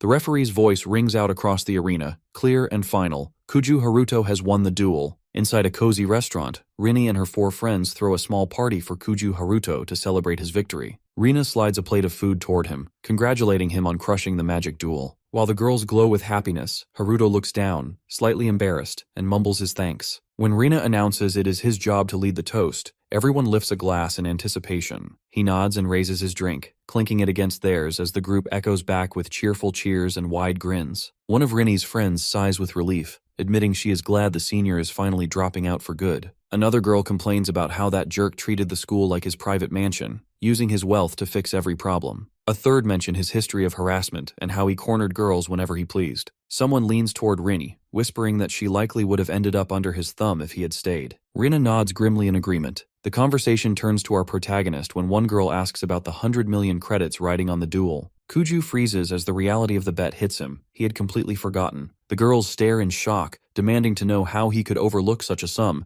but our hero simply shrugs and says money has never really been his thing. Their jaws drop, and for a moment, they look at him as if he is their personal hero. The mood shifts when a girl asks what is exactly going on between him and Rini. Kuju's brain blanks, and a flustered Rine accidentally spits her juice across the table. She glares at her friend, Akane, who just grins and points out that Haruto challenged the top student in school specifically for her sake. With the table hyper-focused on their relationship, our boy's mind short-circuits. He mutters an excuse about needing the bathroom and makes his escape. One girl yells after him, annoyed by his sudden departure, while the others continue discussing him. One frowns, noting that his vibe feels different lately, while another agrees that he seems steadier, or perhaps just older. Another points out that Kuju used to be a ghost with a poor reputation. Rina notes that everything shifted recently, adding that our protagonist has had her back since they were children and surely always will. Her mind drifts to the secret only the two of them share. Meanwhile, Kuju stands in the bathroom rinsing his hands under cold water. His phone lights up with messages from Rina, apologizing for her friend's interrogation, but our hero tells her not to overthink it. Looking at his reflection, he realizes he hasn't seen things look so lovely in a long time. For the first time, he understands that the future is not set in stone. Suddenly, his older self appears on his shoulder, breaking his train of thought. Kuju sighs and asks what he wants, telling the future version to shut up since they are heading home soon. However, old Haruto shakes his head, stating that things have just become serious. When Kuju asks about the emergency, his older version looks grave and declares the time has come to reveal the real reason he traveled from the past. He demands our boy's full attention, then reveals that the little sister he thought died long ago is actually alive. Kuju feels his stomach drop, unable to speak as memories of Ria's funeral flood back. Old Haruto's gaze softens as he explains that in this world, she is still breathing. He orders our protagonist to get ready immediately. They have to go save her right now. Kuju thinks back to when his little sister handed him a scarf that radiated warmth. She was just a tiny child then, so thrilled with her solo creation that she practically bounced around the room,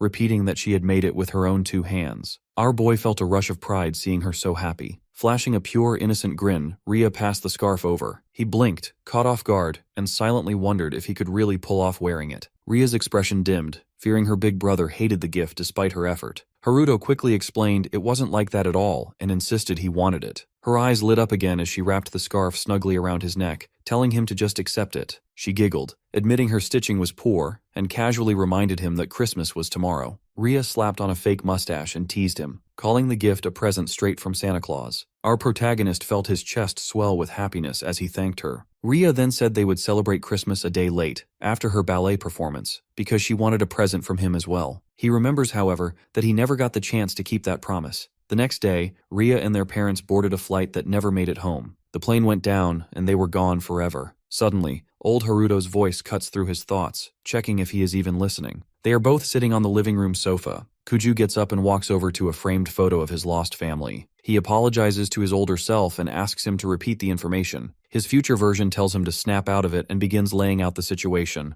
Our hero is about to take on a mission he absolutely cannot screw up. Kuju understands, but he first needs to know how his sister could be alive when everyone else on that flight died. To him it sounds impossible. Old Haruto asks what Kuju knows about the crash. Kuju explains it was reportedly caused by mid-air disintegration at high altitude. His older self points out that while it looked that way to the public, the phenomenon is beyond current science. Our boy narrows his eyes as the elder explains that a space-time rift opened in the sky that day, a tier connecting this world to another dimension. When the rift appeared, it warped gravity, and the plane carrying his family got too close, making the aircraft impossible to control. Kuju feels a chill run through him. Every passenger was declared dead, yet his older self reminds him that Ria's body was never recovered. She alone was pulled into the dimensional gap, a place where time barely moves and space follows different rules. Even if years pass in this world for her, it will feel shorter than a blink. When the rift opens again, Ria will drop back into this world. His future version explains that this is the sole reason he appeared, to train and guide Haruto. He warns that by the time our protagonist normally detects a rift, it is already too late. Kuju must act before it is over. Old Haruto pleads with him to rescue their sister. Our hero's face hardens with resolve as he agrees, asking where the next rift will appear. Plushy Haruto informs him it will open above Tokyo Tower, specifically above the highest floor of the Sky Castle dungeon. The next day, the two stand near Tokyo Tower. Plushy Haruto comments that he never imagined Kuju would buy out every attack item and healing potion from the shop.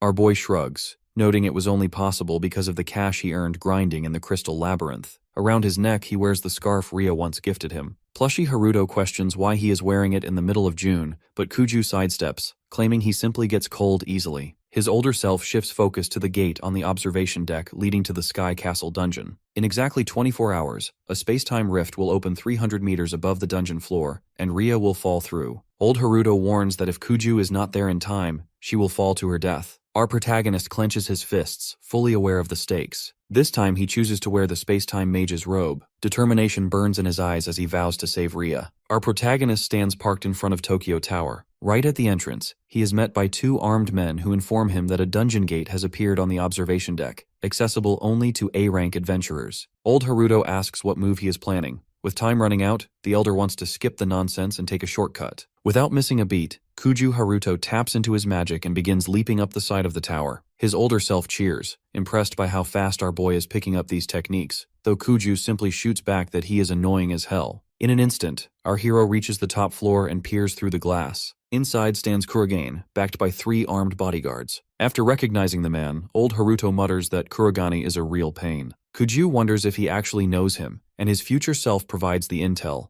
Kurogane currently runs the Minato branch of the Adventurer Guild and is known for being stubborn, serious, and having zero chill. He also knows Kurogane's next move, to scope out the gate and stand watch. Neither Haruto has the luxury of waiting. Kuju is itching to barrel through that gate immediately. He breaks a window and moves inside. Kurogane hears the shattering glass and demands to know what is happening, ordering a guard to investigate. The guard peeks through the window and reports that nothing is there. Before he can finish speaking, our protagonist, now standing directly behind him, drops the man with a swift blow. Using material rewind, Kuju patches the broken window to hide his entry. Not long after, that same guard runs up to Kurogane and reports an intruder, a massive unit way out of his league. Kurogane, surprised but confident, decides to handle it personally and orders his squad to roll out. As they leave, the guard reveals himself as Kuju, having borrowed the uniform to blend in. Once the area is clear, our boy and his older self are left alone with the wide-open space-time portal. Old Haruto tells him to get moving, and Kuju steps through. They find themselves floating inside a twisted rift where everything is upside down. The elder explains that in the Sky Castle dungeon, going down the stairs actually means ascending. Our protagonist finally understands why it is called a dungeon despite being in the sky. His future self adds that the place is loaded with occult energy, warning that ghost mobs and undead are about to crash the party. Kuju scoffs at the idea of an army of corpses hanging out under a bright blue sky, grumbling that the setting does not match his sword-swinging style. Old Haruto reminds him of the light element he infused into his sword, explaining that is exactly why he has been training him so hard. Moving ahead, our hero encounters a ghost making its debut. He draws his sword and slices the spirit down with a single clean strike. His future self explains that, in his original timeline, this dungeon vanished shortly after its discovery, leaving its depths unexplored. After dispatching the ghost, Kuju floats upward while old Haruto mentions he has only fragments of information about the layout. Our protagonist bursts into a full sprint as the elder explains that Sky Castle has 100 floors, with a mini-boss every 12th floor. Kuju calculates that there are 5 bosses in total. Checking the time, he sees only 20 hours remaining, leaving no room to waste on low-tier mobs. Suddenly, a stampede of monsters closes in from all directions. The horde locks onto them, charging with bloodlust and surrounding the pair. Just as the situation turns dire, the 3-headed Cerberus bursts onto the scene to back Kuju up. The massive beast lands with an earth-shaking crash, crushing monsters under its weight. Our protagonist tells the giant canine they do not have a second to lose, bracing himself to tear through the swarm at maximum speed. A swarm of hideous monsters charges all at once, but Cerberus leaps forward, tearing into them as if they are made of paper. Our boy blinks, caught off guard by the sheer speed and strength of his summon. Plushy Haruto explains that the beast's title marks it as no ordinary creature. It is a sacred summon whose attacks are naturally infused with holy power. Now, Kuju Haruto and his older self are perched on the beast's back as he orders the creature to bulldoze everything in their path. The magic display flashes floor after floor, 6th, 7th, 8th, ticking up at a wild pace. In a blink, they smash past the Sky Castle dungeon's 20th floor. Both Harutos are stunned by the velocity of their ascent. Once there, our protagonist scans the area, taking in the bizarre sights until he notices a strange circle engraved on the ground. He hops down, recognizing the first boss checkpoint. Plushy Haruto confirms he must defeat this boss to unlock the stairs. Thick red smoke curls around the room as a monster materializes atop a 2-horse chariot. It soars down and lands, revealing not 1, but 3 opponents.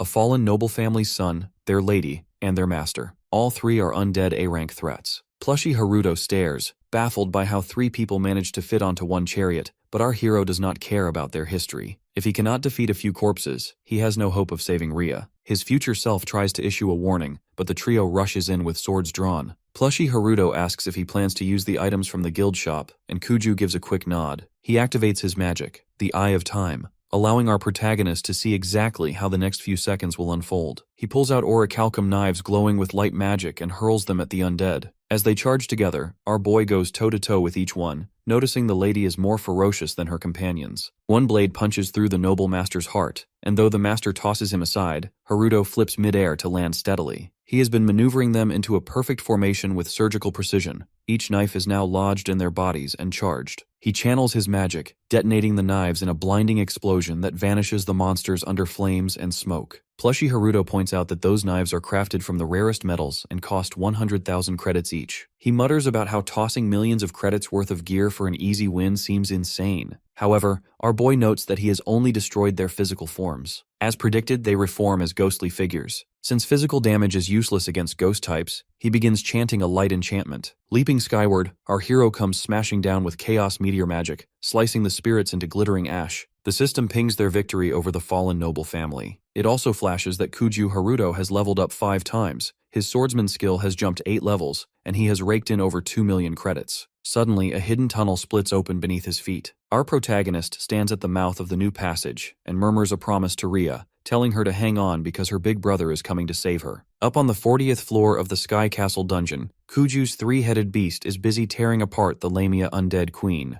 As soon as the Snake Queen falls, Cerberus trots back to our boy, ruffling its heads like a personal puppy and slobbering all over his face. Plushy Haruto watches the mess, muttering that Cerberus is basically a pet at this point rather than a holy creature. With the queen dead, only 3 bosses remain. Fast forward to the 50th floor, and future Haruto suddenly tells Cerberus to halt. Our protagonist turns, wondering why they are stopping here. His older self warns that this is not a floor to mess up on and orders him to activate the Eye of Time. Squinting at the wall ahead, our hero spots a hidden chamber. Plushy explains that in his original timeline, the dungeon vanished before anyone could explore it, but this time, someone is actually going to clear it. Kuju inserts a letter into a gap in the wall as instructed, and a secret doorway slides open. Leaving Cerberus to stand guard, Kuju steps into a massive hall featuring a throne carved from blue and gold diamonds. He glances at Plushy to ensure this isn't a prank, and the elder swears he is being serious. The system identifies the treasure, an Akashic crystal capable of awakening dormant abilities. Curiosity gets the better of our boy, and he slaps his palm against it. The crystal explodes into shimmering shards, and new skill data floods the screen.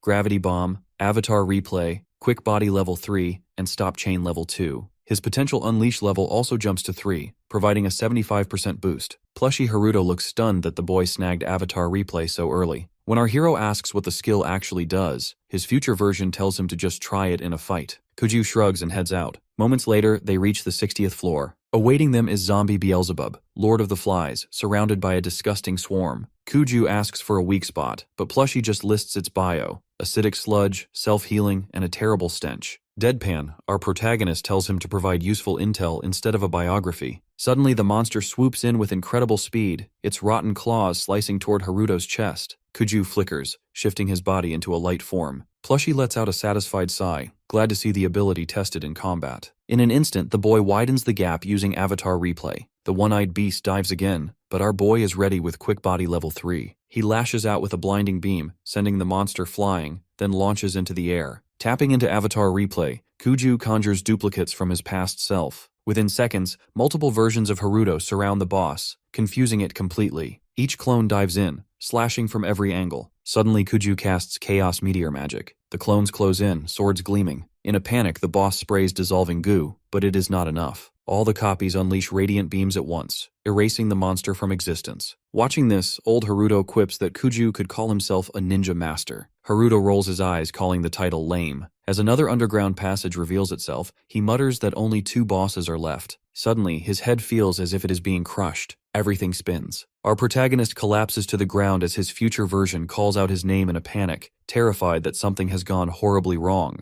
Kuju Haruto's mind drifts back to 3 years ago when he and his little sister were hanging out at home. While he sits feeling low, Ria chats away beside him, trying to lift his mood with her bright smile and silly words. She tells her he will give it his all and won't quit halfway through. She hits him with a pleading look, prompting our boy to ask if she really wants to go for it. Ria nods, bursting with excitement. After thinking it over, Haruto finally gives in and tells her to pick out the shoes she likes best to show him later. Her eyes sparkle as she asks if he means it, and he gives her a simple yes. Ria instantly flips open a book filled with shoes and starts scanning the pages. Seeing her so hyped up makes his chest feel warm. The memory shifts to the inside of a dance school for young girls. Ria wears the shiny new shoes Kuju bought just for her. She runs up to her friends in the hall, thanks them for waiting, and announces she is ready to roll. As she beams about how happy she is to do this together, our protagonist waves his sister goodbye, a little stunned by how bright and cheerful she looks. One girl whispers about how good-looking her brother is, and another giggles that it is nice having him as their chaperone. Someone laughs, saying it feels like spring is in the air, but Ria shrugs them off, embarrassed. The teacher claps her hands, and all the girls start practicing their dance moves. At first, Ria seems a bit lost, but as the music flows, she gains confidence and begins to dance with ease. Meanwhile, our hero leans back against the wall, watching her twirl around with pure joy. When class ends, Ria waves goodbye to her friends and leaves with her brother. She tells Kuju that today was awesome. Although she explains ballet is tough, she is determined to give it her all. Haruto nods, telling her he is proud she is working so hard. Sensing something, Ria brings up the shoes and asks about the cost of the lessons. He shrugs it off, saying it wasn't expensive because he doesn't want her to worry about money. Ria keeps talking, pointing out their parents are overseas at an academic conference, so the funds likely came from his own pocket. She wants to know if she is right. Our protagonist realizes she has figured it out and tries to calm her, saying it is fine and she doesn't need to stress. He asks if she had fun today, as seeing her find something she truly enjoys is all he has ever wanted for her. Hearing that makes little Ria tear up. She thanks him, suddenly clings to his arm, and says she loves him so much. Kuju warns her that grabbing him like this in public could be dangerous, but Ria shakes her head, insisting she wants to stay like this with her brother forever. She decides right then that tonight she will pour her heart into cooking him dinner, just to show how much he means to her. Suddenly, Kuju Haruto jolts awake, realizing he is sprawled on top of his 3-headed beast while his future version sits beside him. Plushie Haruto glances over and says he finally decided to rejoin the living. Our boy groans, asking if he actually passed out. His old self tells him that he knocked out because he burned through too much stamina. Haruto wants to confirm if the top-tier elixir from the guild shop was used. Checking his system screen, his future self assures him it has been taken care of. He adds that while physical injuries are gone, the potion cannot help with mental exhaustion. Our hero clenches his fists, worrying about how little time remains. Plushie tells him straight up that only 5 hours are left. Summoning his strength, Kuju pushes himself to his feet and orders everyone to move out immediately. Silently, he promises Ria that he will take her to her ballet classes again someday. Plushie watches our protagonist stand with fierce determination, thinking that only one of the 5 intermediate bosses remains. Once they crush that, it is straight to the final boss. But looking at our boy's drained body, he doubts Haruto can keep pushing much longer. At this point, future Haruto knows there is only one card left to play, his last resort. They reach the 80th floor of the Sky Castle dungeon, where one of the 5 bosses, the Acid King Mummy, lies in wait. Kuju Haruto wastes no time, unleashing space-time magic and launching a gravity beam directly at the creature. His system window instantly announces victory as the Acid King Mummy is wiped out. This kill levels Haruto up twice and boosts his swordsman skills by 4 levels, netting him 3,561,110 credits. Taking down the Mummy King leaves our boy feeling absolutely drained. Cerberus acts like a loyal housedog,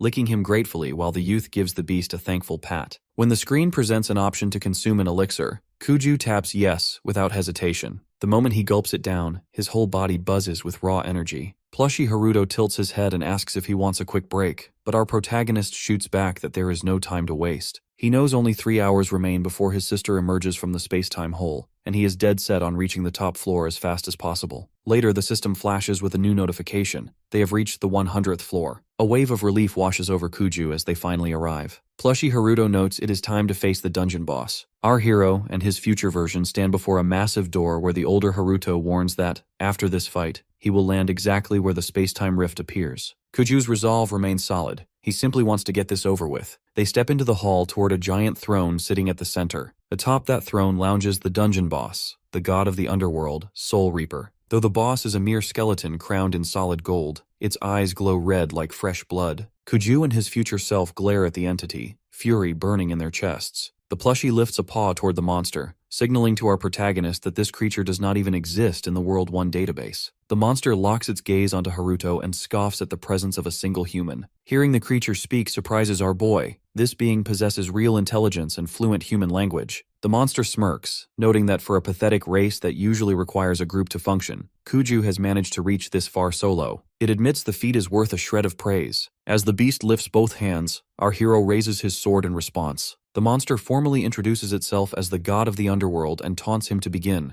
promising to lay the nastiest curse imaginable upon him. Plushy Haruto quickly explains that the enemy's weapon is the curse-commanding divine scythe. He warns that it is actually a casting staff for top-tier illusion magic, loaded with permanent psychic status effects and vicious debuffs. Kuju is not fazed by the threats. Ready to end the battle, he instantly pinpoints the monster's weak spot. Activating Quick Body Magic Level 3, our protagonist launches himself forward at blinding speed. The monster's eyes flicker with shock as Kuju barrels ahead, closing the distance with zero hesitation. The boss retaliates by hurling blazing magical fire, but the flames barely slow our hero down. In a flash, Kuju is at the throne and thrusts his sword into the weak point. However, the boss reveals he only attacked a clone. Suddenly appearing behind the entity, Haruto slashes down onto its skull and activates Stop Chain. Heavy magical chains erupt to wrap around the monster. The creature snarls that such curses will never bind a god, shattering the chains as if they were paper. Fear jolts through our boy at the sight. Now seething with rage, the monster rises to strike back while Kuju's future self yells at our hero in a panic. While Kuju Haruto attempts to calculate his next move, the monster smashes him with a brutal punch that launches our boy across the ground. He springs back to his feet without missing a beat. The boss blinks in surprise as the youth slips past 2 consecutive attacks, even with a god-tier scythe swinging his way. The creature seethes with disbelief. It prides itself on speed and views this human as a wingless worm forced to scuttle through the dirt. Radiating arrogance, the monster threatens to wreck Haruto's legs to ensure he can no longer interfere. Dark energy swirls as the entity activates its curse dimension,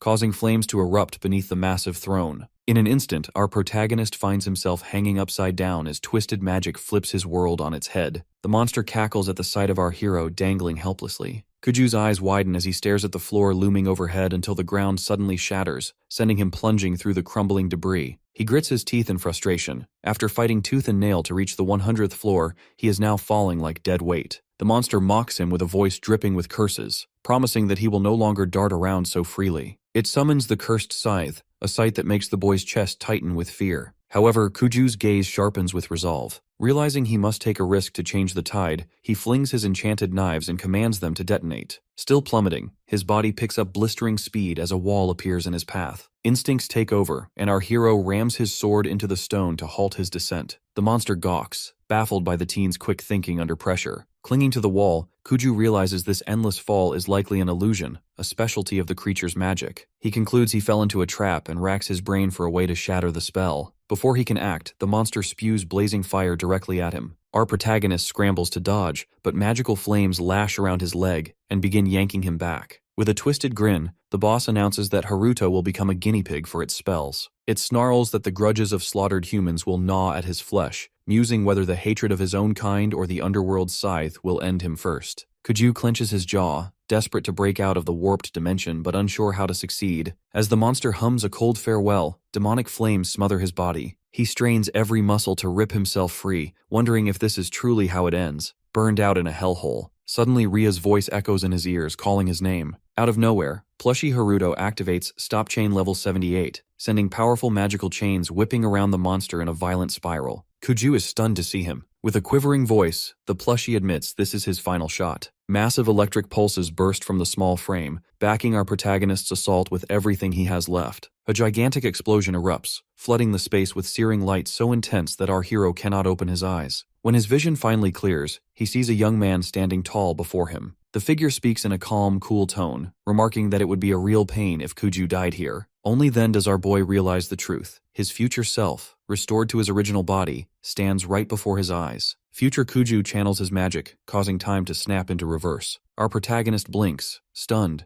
as his surroundings rewind like an old tape. The cracked ground seals and his body shoots back into place before the fall. Once again, he stands before the monster. Rage burns in the creature's eyes, baffled that a mere human could cancel a divine spell. Future Kuju glances over, smirking at the fact that it has been ages since he looked like this. The boss scoffs, questioning what difference another pathetic human could possibly make, and declares the opening act is finally over. Rising above them, the monster gestures for them to step forward, ready to unveil the masterpiece of its magical research. Red smoke billows out, spawning countless hands and twisted faces that laugh with eerie glee. The god of the underworld proclaims he is about to rain divine judgment on these sinful mortals, as an endless cyclone of souls swirls around him, filling the hall with a demonic roar. Future Kuju realizes with cold clarity that this monster can spawn A++ rank creatures at will. He yells at our boy to get moving, promising to handle the bottom feeders while ordering Haruto to take out the Soul Reaper. Our protagonist wonders how something this powerful could be categorized as just a god-tier monster. His future self tells him to stop worrying, reminding him that he has already mastered space and time magic. If anyone can pull this off, it is Kuju, because they are one and the same. Determination floods every vein as Haruto clenches his fists. Future Kuju urges him on and begins whispering the plan, letting every detail slide silently into the boy's mind. Meanwhile, the god of the underworld commands his soul legion to tear both of them apart, atom by atom. The shrieking spirits dive for the two versions of Haruto like banshees. Both the young and old Kuju blast forward, unleashing everything they have. The older Haruto activates his gravity domain, yanking the souls toward himself like iron filings to a magnet. With a taunting grin, he dares them to stop floating and take their shot. Our hero rockets toward the monster with blistering speed. Behind him, his future self shouts encouragement, casting a speed enhancement field to give Kuju an extra burst. Fueled by the spell, our boy closes the gap in a blink. The monster reels in shock, calling Kuju a filthy little worm and ordering him to die. Scarlet rays explode from the cursed dimension, slicing through the air, but our protagonist sees right through the trick. Having witnessed it before, he shreds the spell apart and drives toward the monster's weak spot. The god of the underworld is left gaping, roaring insults about Haruto's insolent existence. Kuju quickly notices the monster's attacks are all flash, designed only to waste time. He opts for a direct kill shot,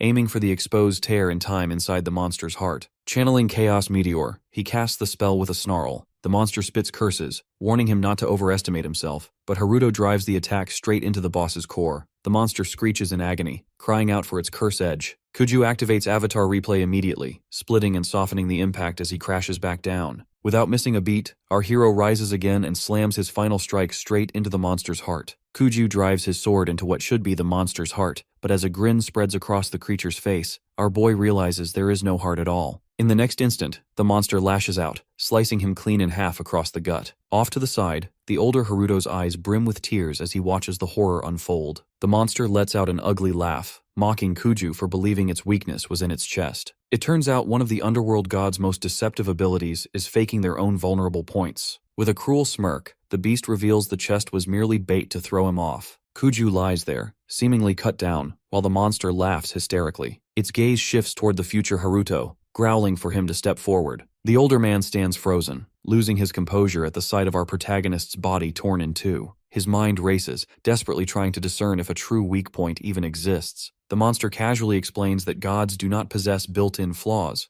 If one existed, it would be as untouchable as the concept of the god itself, like the forbidden crown of Hades. It taunts him further, noting that no divine voice has arrived to save Kuju's life. The older Haruto clenches his fists, trying to rally our protagonist by shouting that they finally have some intel. Suddenly, our hero rises to his feet. The monster's jaw drops, unable to process how he remains alive after being split in half. Kuju calmly explains that the creature didn't actually cut him. The body that was slashed begins to fade like an illusion. He reveals that just before his torso was split, he swapped himself with a decoy using avatar replay. While the monster focused on the double, the real Kuju had been lying low, hidden from view. Now, he sits perched comfortably on the monster's shoulders, leaving the entity completely dumbfounded. The monster reels, insisting no one could survive a direct strike from its divine scythe. Kuju admits it should have been a death sentence, but he had cast a space-time rollback beforehand. He explains that right before the killing blow, time rewound for him like a video skipping back. Our protagonist recalls his future self's earlier warning that this skill was incredibly complex and could not be used twice on the same person. A satisfied smile creeps onto his face, glad the risky plan worked. He presses his blade against the monster's neck while the future Haruto activates Stop Chain at level 78. The older version calls out with fierce excitement, declaring it is time to set the final scene. He reveals the true weak point is the crown floating above the monster's head, including the head itself. Both versions of Haruto stand united, ready to obliterate the creature and blast it into microscopic dust. Suddenly, Kuju's mind flashes with a vision of his little sister Ria, hearing her voice softly say she loves him. That memory steals his will. With a roar that shakes the room, our protagonist yells about his brotherly power and lops the monster's head off with one vicious swing. As the severed head falls, it shatters into 100 fragments. The massive body collapses, and every tormented soul trapped within the chamber finally fades away. A system window pops up, announcing he has slain the Soul Reaper, god of the underworld, earning 124,356 XP and 35,635,343 credits. Kuju smirks, relief washing over him as he whispers that the extermination is officially finished. A glowing pathway materializes, stretching toward the top floor. The older Haruto urges our boy to follow, saying it is finally time to reach the highest level. Kuju nods without hesitation. Half joking, he wonders aloud if that is really what he will look like when he grows up, pointing at his older self. The future version picks up on the tease and threatens to smack him. Our hero grumbles that it would have been easier if the future version had helped from the start, but his older self explains this was a last resort with a much deeper purpose. He tells Kuju to cut the chatter. They have no time to waste before the space-time hole opens. With a wave of a hand, they reach the top floor of the Sky Castle dungeon. The sky is breathtakingly clear and bright. Suddenly, the older Haruto points upward. Side by side, they look into the vast sky, their eyes widening in shock as they spot Ria trapped inside the swirling space-time hole. Our hero and the older Haruto stand together beneath the warped tier in space and time.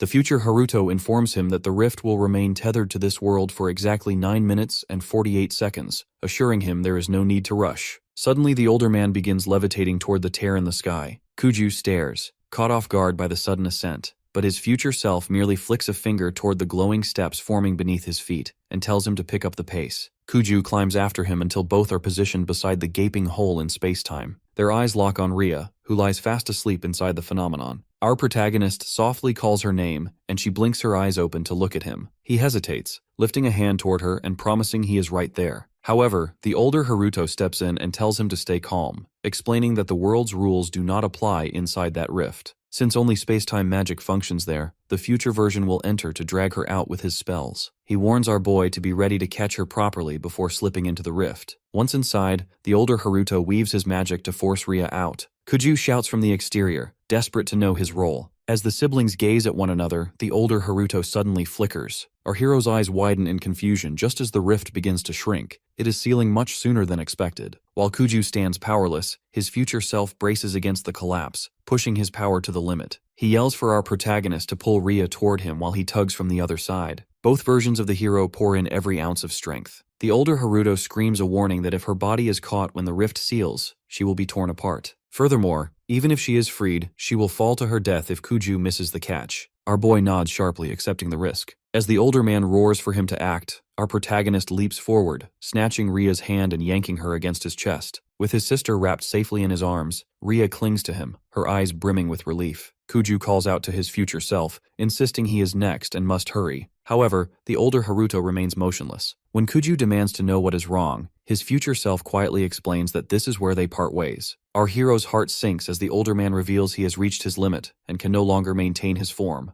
That final move drained every remaining Chronos factor. He admits he has no way of returning to his own time. Kuju tries to protest, but the future Haruto just chuckles, confessing he was never a model student and spent too much time whining or fumbling the small details. He tells our boy that he is the type who lets feelings interfere just as progress begins. Even so, he claims there are no regrets in fighting alongside someone with such a good heart. The older Haruto explains the rift will never open again and offers a final goodbye. Though our protagonist refuses to accept the loss, his future self insists he is leaving his hopes behind. It is now up to Kuju to save the world. Kuju clenches his jaw and promises to do so. After hearing the vow, the older man turns to Ria, expressing his happiness that she is safe. Ria quietly wonders if this stranger is her brother too. As the future Haruto allows old memories to flicker through his mind, a small smile appears before the rift finally seals shut. Kuju is left feeling both crushed and grateful, having gained and lost someone dear all at once. It has been a day since Kuju Haruto cleared the Tokyo Tower Sky Castle dungeon. Currently, he is walking into his classroom at the Adventurer Cultivation Agency's high school division. As soon as he enters, he spots a crowd of girls gathered around his desk, claiming they have been waiting for him. Our protagonist cannot fathom why these third-year seniors are suddenly so interested in him. One student steps forward, explaining they are a delegation from the Ryuga Victims Association here to express their deepest thanks. The group bows in unison. A girl whispers to her friend about how satisfying it was to see that disgusting sex offender defeated, while her friend agrees, noting she no longer has to cry herself to sleep.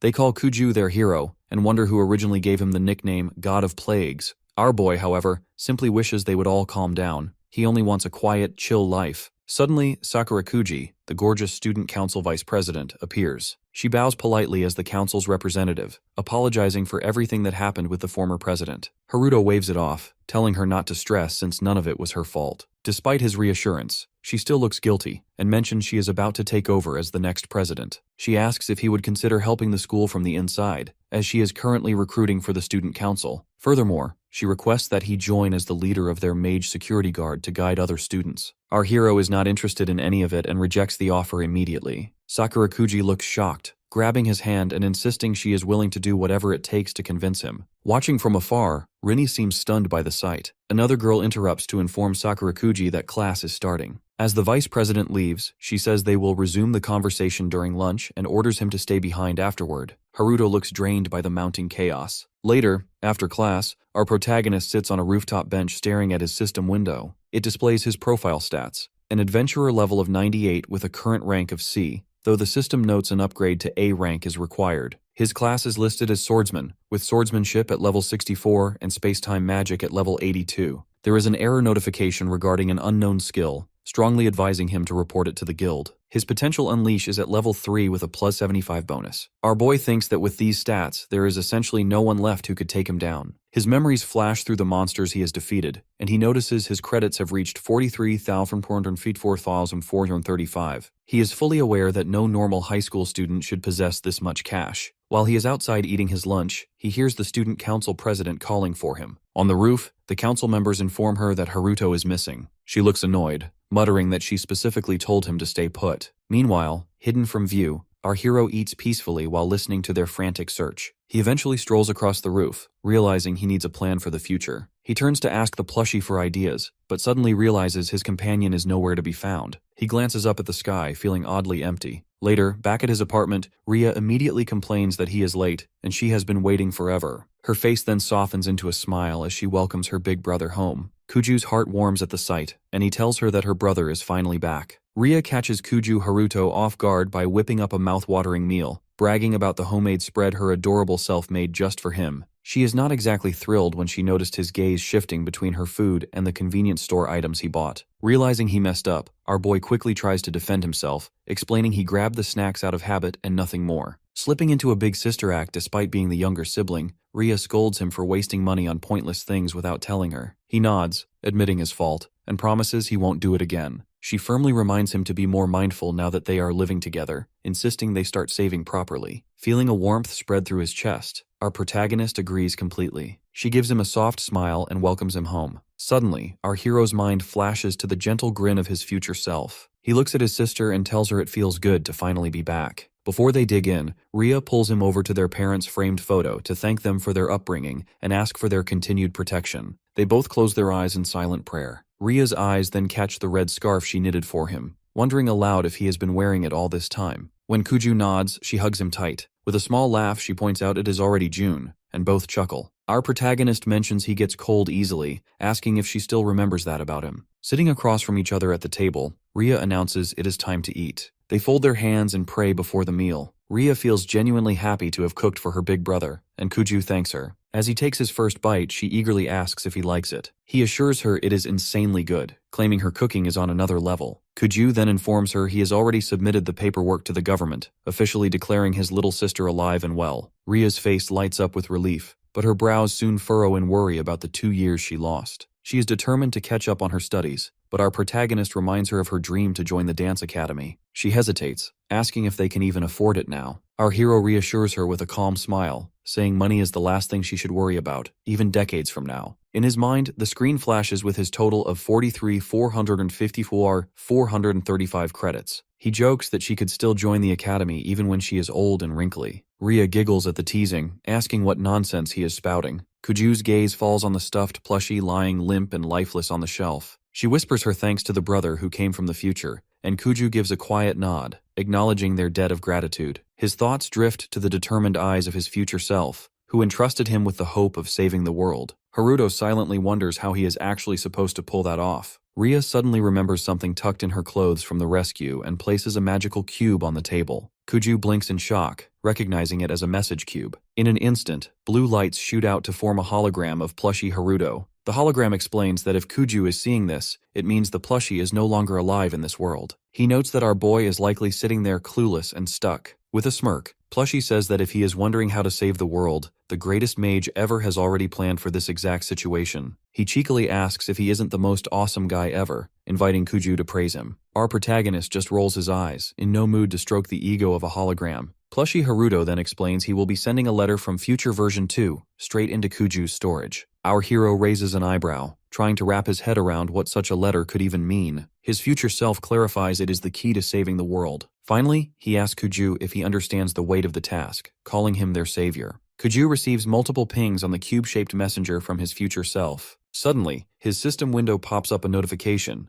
Letter to become a space-time mage Ver. 2 has landed in Haruto's storage. Plushie's voice echoes through the device, warning him not to slack off just because he is no longer around to breathe down his neck. As the hologram calls him a savior, Kuju feels his chest tighten with emotion. Nearby, Ria muses over the title, thinking that calling her brother a savior sounds incredibly badass. Our protagonist shuts the idea down with a tired sigh, insisting it is nothing special and involves far too much behind-the-scenes trouble. Meanwhile, on the top floor of the Adventurer Guild's main headquarters in Tokyo, the 7 sages, each holding an S-rank title, convene. Kurogane, the head of the Minato branch known as Iron, sits at a round table and pushes to move through the agenda. They discuss several recent events: the takedown of the Chaos Dragon at Nakano's train yard, an illegal break-in at the Shinjuku branch's restricted synthesis facility, and the unsanctioned raid on the Sky Castle dungeon. Iron points out a strong probability that the same individual pulled off all 3 incidents. The group is eager to identify the culprit. Among the 7 participants, Tantalum, the 5th sage, notes that the Sky Castle dungeon hasn't been properly investigated yet, and likely wasn't a true S-rank threat. Platinum, the 2nd sage, finds it hard to believe a single trespasser solo-raided such a place, while the 6th sage, Kiryu Muranasa, scoffs that it sounds impossible. OZ, the 3rd sage, suggests this could be a direct challenge to the guild's authority, while the 1st sage, Q, finds the prospect intriguing. As the 4th sage, Sire, cackles about the darkness such a person must carry, Tellurium, the 7th sage, calmly states that the target has been acquired. Iron nods, summarizing the situation for the sages. Their mission is to hunt down this mystery adventurer and draft them into the guild's executive staff, as this person will be a crucial warrior in the looming Otherworld War. The man in the 6th chair remains silent as Iron formally closes the meeting. The next day, a young mother and her daughter stroll along a city street. While the mother pauses at a flower shop to haggle over blossoms during a sale, a gorgeous blue butterfly catches the child's attention. The little girl, Saki, slips away and chases the insect onto the busy road. A speeding truck barrels toward her, the driver yelling in shock. The mother turns and screams in terror as the vehicle strikes Saki. As the mother collapses in agony, a miracle occurs. Kuju Haruto materializes instantly, holding Saki safely in his arms. The weeping mother bolts forward to reach her child. Our hero looks down at Saki, thinking of how terrifying the ordeal must have been, and softly reassures her that she is okay. Saki looks into Kuju's eyes and flashes him a bright, grateful smile. Saki thanks our boy for saving her life. Her mother bolts over and scoops the girl up, clutching her tight as pure relief floods her face. Kuju Haruto stands there, wondering how he even managed to pull that off. The moment he saw her falling, he was certain he couldn't reach her fast enough, but somehow, space-time magic made the impossible possible. He cracks a small smile, thinking about how his drink and the girl's balloon were trashed in the process, a cheap price for a human life. Saving her leaves, our hero feeling quietly proud of his growing powers. Between sobs, the mother tells him to wait, wanting to thank him properly. He brushes her off gently, saying there is no need for all that. When she insists that such a heroic act cannot go unnoticed and asks for his name, Kuju hesitates. Feeling uneasy, he tells her he would rather she just forgot any of this happened, as he truly doesn't need more eyes on him. Our protagonist adds that he must head out, and before the woman can stop him, he is already turning away. He mutters to himself that if he doesn't hurry, he will definitely be late. Across the city, a figure leaps over rooftops without breaking pace. It is Haruto, who finally drops down onto the school roof. He peers over the edge and sees the student council president asking around for his whereabouts. Since nobody has a clue where he is, she figures he hasn't arrived at school yet. Later, inside the classroom, chatter about him fills the air, leaving our boy feeling agitated. He doesn't even need to peek into the time stream to know everyone is staring at his back. Rin watches him from her seat, feeling as though he has drifted to a place completely out of her reach. She recalls crossing paths with him at the Shinjuku Metropolitan Government Office's guild branch. Rina had just finished a B-rank dungeon run, and as she checked out, the guild officer asked if a student named Kuju attended her school. When she confirmed his enrollment, the officer explained that Tokamoon from the weapon synthesis lab had created a new breakthrough called the Kuju theory. Apparently, a clue from a Nakano student led to the discovery. The man laughed it off as a wild story, but Rini silently wonders just how far our hero plans to push himself. Back in the classroom, the professor finishes his lecture and reminds the class about an exchange student joining them next week. During the lunch break, Kuju sits alone on a bench, staring at the letter in his hands. The message congratulates him on reaching Spacetime Mage version 2, but bluntly tells him to sharpen his sword skills above all else. It claims that spacetime magic is merely a backup,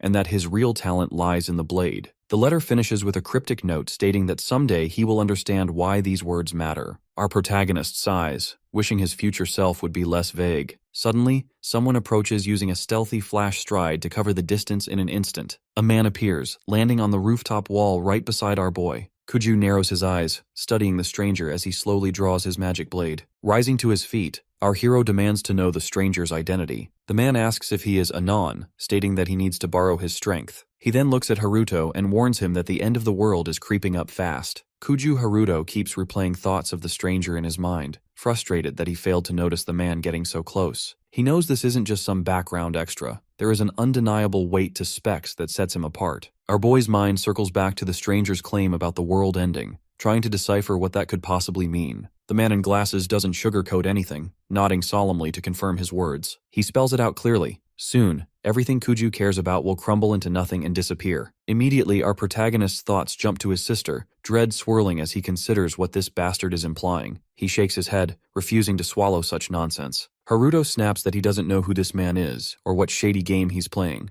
The stranger essentially popped out of nowhere to drop lines that sound suspiciously like threats. Kuju tells him straight up that he gives off the vibe of someone he already knows, and he is not a fan of that type. He makes it clear he will move on his own terms, not someone else's. There is no world where he will let another person pull his strings. Specs Guy switches tactics, whipping out a video of Ria dancing at her academy. Fury surges through our hero at the sight of his sister on the screen. Kuju seethes, calling the man a bastard for pulling such a stunt. The stranger is taken aback by the raw reaction, sensing something wild and unbreakable about the youth. He can see it now. Kuju has the instincts of a true swordsman. Attempting to de-escalate, the man explains the footage was just for a background check, promising he never laid a hand on her and swearing it on his swordmaster's name. He adds that if our boy wants to settle things right now, he is ready. Kuju shoots him a death glare, warning that a line has been crossed and that the man better not come crying regardless of the outcome. The guy with glasses answers calmly, stating he made his peace with that from the start. Both grip their swords as tension crackles between them. Specs Guy marvels at the lethal energy radiating from our protagonist, while Haruto notices there isn't a single chrono factor swirling around his opponent. The man in glasses confesses that Kuju won't see the time flow like this again since something is seriously off. Without waiting any longer, he makes his move, rushing in at a blinding pace. He understands that our protagonist's killing intent isn't about projecting a vibe, but about erasing his presence completely. Kuju realizes that whatever this skill is, it is what's wiping out the local chrono factors. His mind races, wondering why this nerd is giving him a rundown of his own technique. He questions the man's deal, whether he lives in reality or is just some half-baked villain. However, Specs remains confident, claiming it doesn't matter if he explains his style because he will win anyway. He asserts that by killing his presence, he can control the fight before the enemy even knows what hit them. The nerd strikes again, and despite all his skills, our hero cannot even track the movements as the attack comes. The boy in Specs slices him clean in half, only to blink in confusion as Kuju Haruto vanishes instantly. Our protagonist's avatar spell reactivates, allowing him to blitz his opponent from behind without warning. Glasses Dude stands there, utterly baffled, trying to process how the strike failed to connect. In a flash, he leaps away, scrambling to put distance between them, certain his blade had found its mark. The stranger questions if this trick is more than just a cheap afterimage. In response, Kuju fires up his rapid body magic and dives at his opponent with everything he has. It finally clicks for the man in glasses.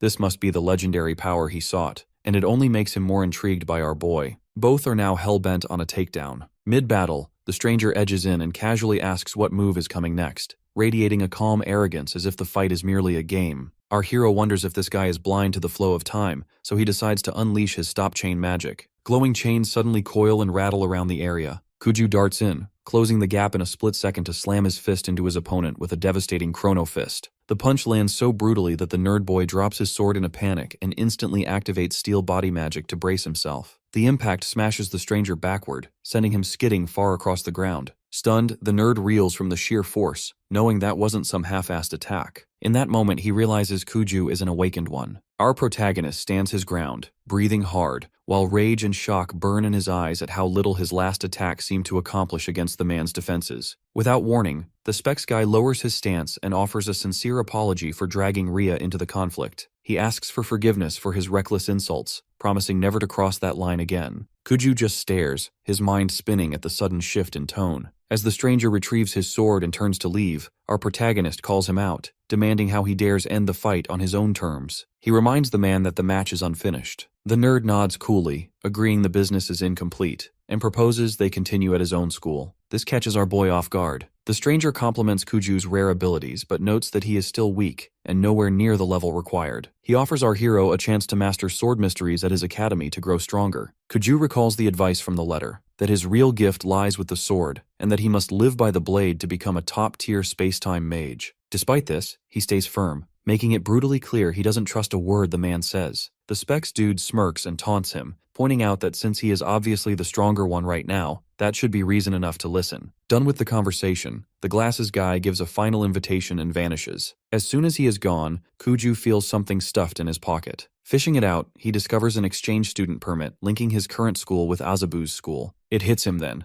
The nerd slipped this into his pocket mid-battle. Realizing the invitation was a setup, our hero knows this bastard is keeping tabs on him every damn second. The nerd stands outside the school building, lost in thought regarding Kuju Haruto. He has confirmed that our boy isn't some average wannabe, he is the real deal. A plan begins to take shape in his mind. Before the Seven Sages can snatch the youth up and discard him like a tool, he will train him first. Once Haruto joins the Sages, the strategist intends to use him to crush them and seize their power, specifically aiming to thwart the goals of Kurogane. Meanwhile, on the playground, Kuju remains glued to the student exchange program letter. It outlines the goal of boosting combat strength among adventurers and stresses that only students from agency schools may apply. It also highlights that student council members receive grade A treatment and exclusive perks. As our protagonist reads, the student council president appears, looking furious after searching for him all day. She yells that he is officially joining the council today, no matter what. Her pushiness irritates him, so he simply tells her she has great timing and that he is in. The response leaves her stunned and needing to confirm she heard him correctly. A week later, at the Azabu branch of the Adventurer Cultivation Agency, the president turns to Kuju with a satisfied grin. She is genuinely impressed that he not only joined her council but also followed her as an exchange student to the best training institution in Japan. Our hero brushes it off, claiming such a move is obvious for a council member, though he is secretly only there for the grade A perks. She explains that Azabu produces countless S-rank adventurers and requires a magic deviation value over 70 to enter, meaning only monsters are accepted. She warns they must give their all to keep up, and he agrees easily. The two step into the school's main hall together. As they head toward the board chairman's office, Haruto feels the weight of the other students' stares. He decides to ignore the whispers and proceed at his own pace. The president reassures him that she will be by his side the entire time,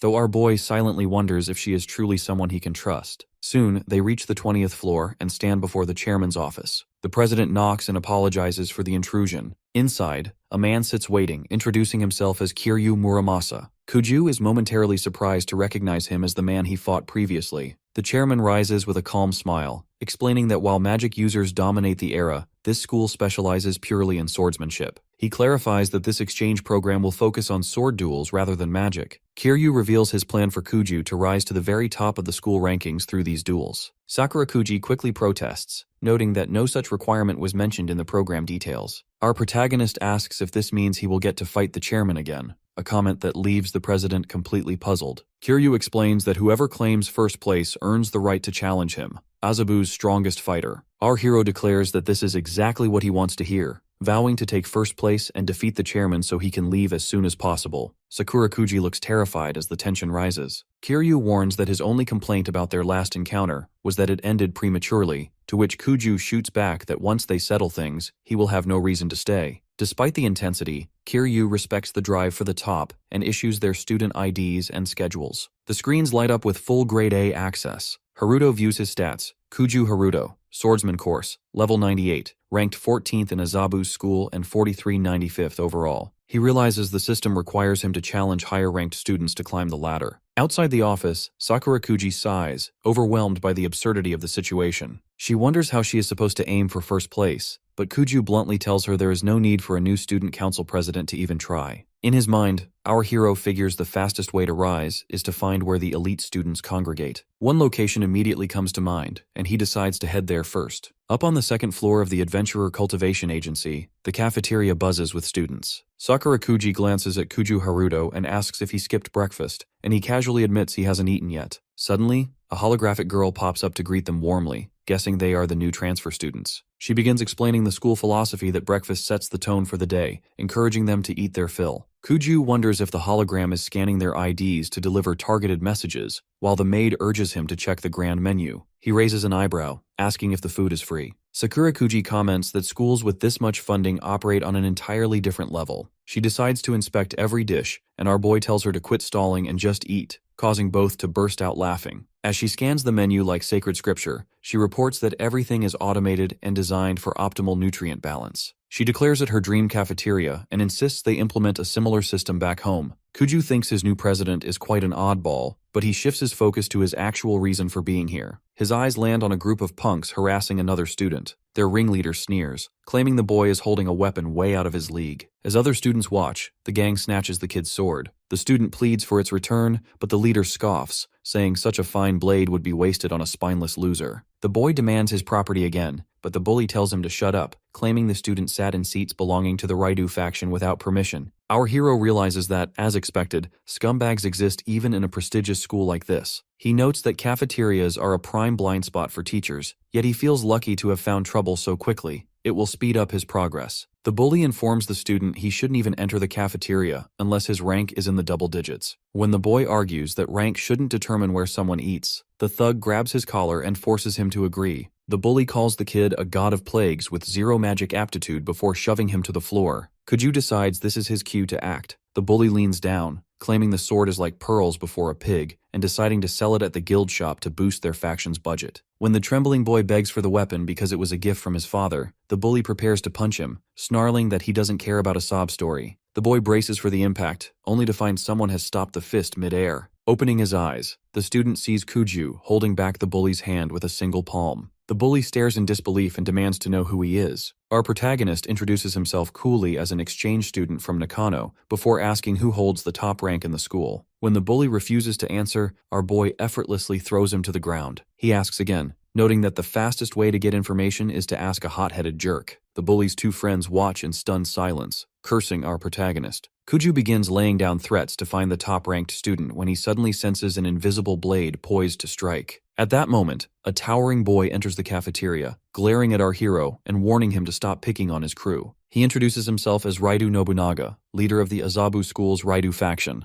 Raidu Nobunaga stands tall as a third-year student and the third-ranked swordsman at Azabu School. As the current heir to the Kishin sword style and leader of the Raidu faction, he is notorious for constant troublemaking that leaves even the school staff at a loss. Skill-wise, he is nearly on par with the top student, making him a clear contender for a major position after graduation. Right now, Raidu finds himself in an awkward mess with an exchange student, wondering how things spiraled out of control. Kuju Haruto explains that Raidu's crew was picking on a student, and he simply intervened. Raidu's blood boils as he turns to his friends for the truth. Instantly, his crew spews a series of lies, denying everything and pretending they were merely saving seats for their faction. Their leader's rage snaps, and he smashes his fist into all three of them. The bullies are left sprawled on the floor, knocked cold. Raidu looks down at one, noting that his eyes always dart around when he is lying. He hands the sword back and apologizes to the victim for his friend's behavior, offering a sincere apology on behalf of the entire faction. Kuju tells him it isn't necessary, but Raidu insists, placing the sword back on the ground with respect. Our hero cannot help but admire that someone so honest and upfront leads the group.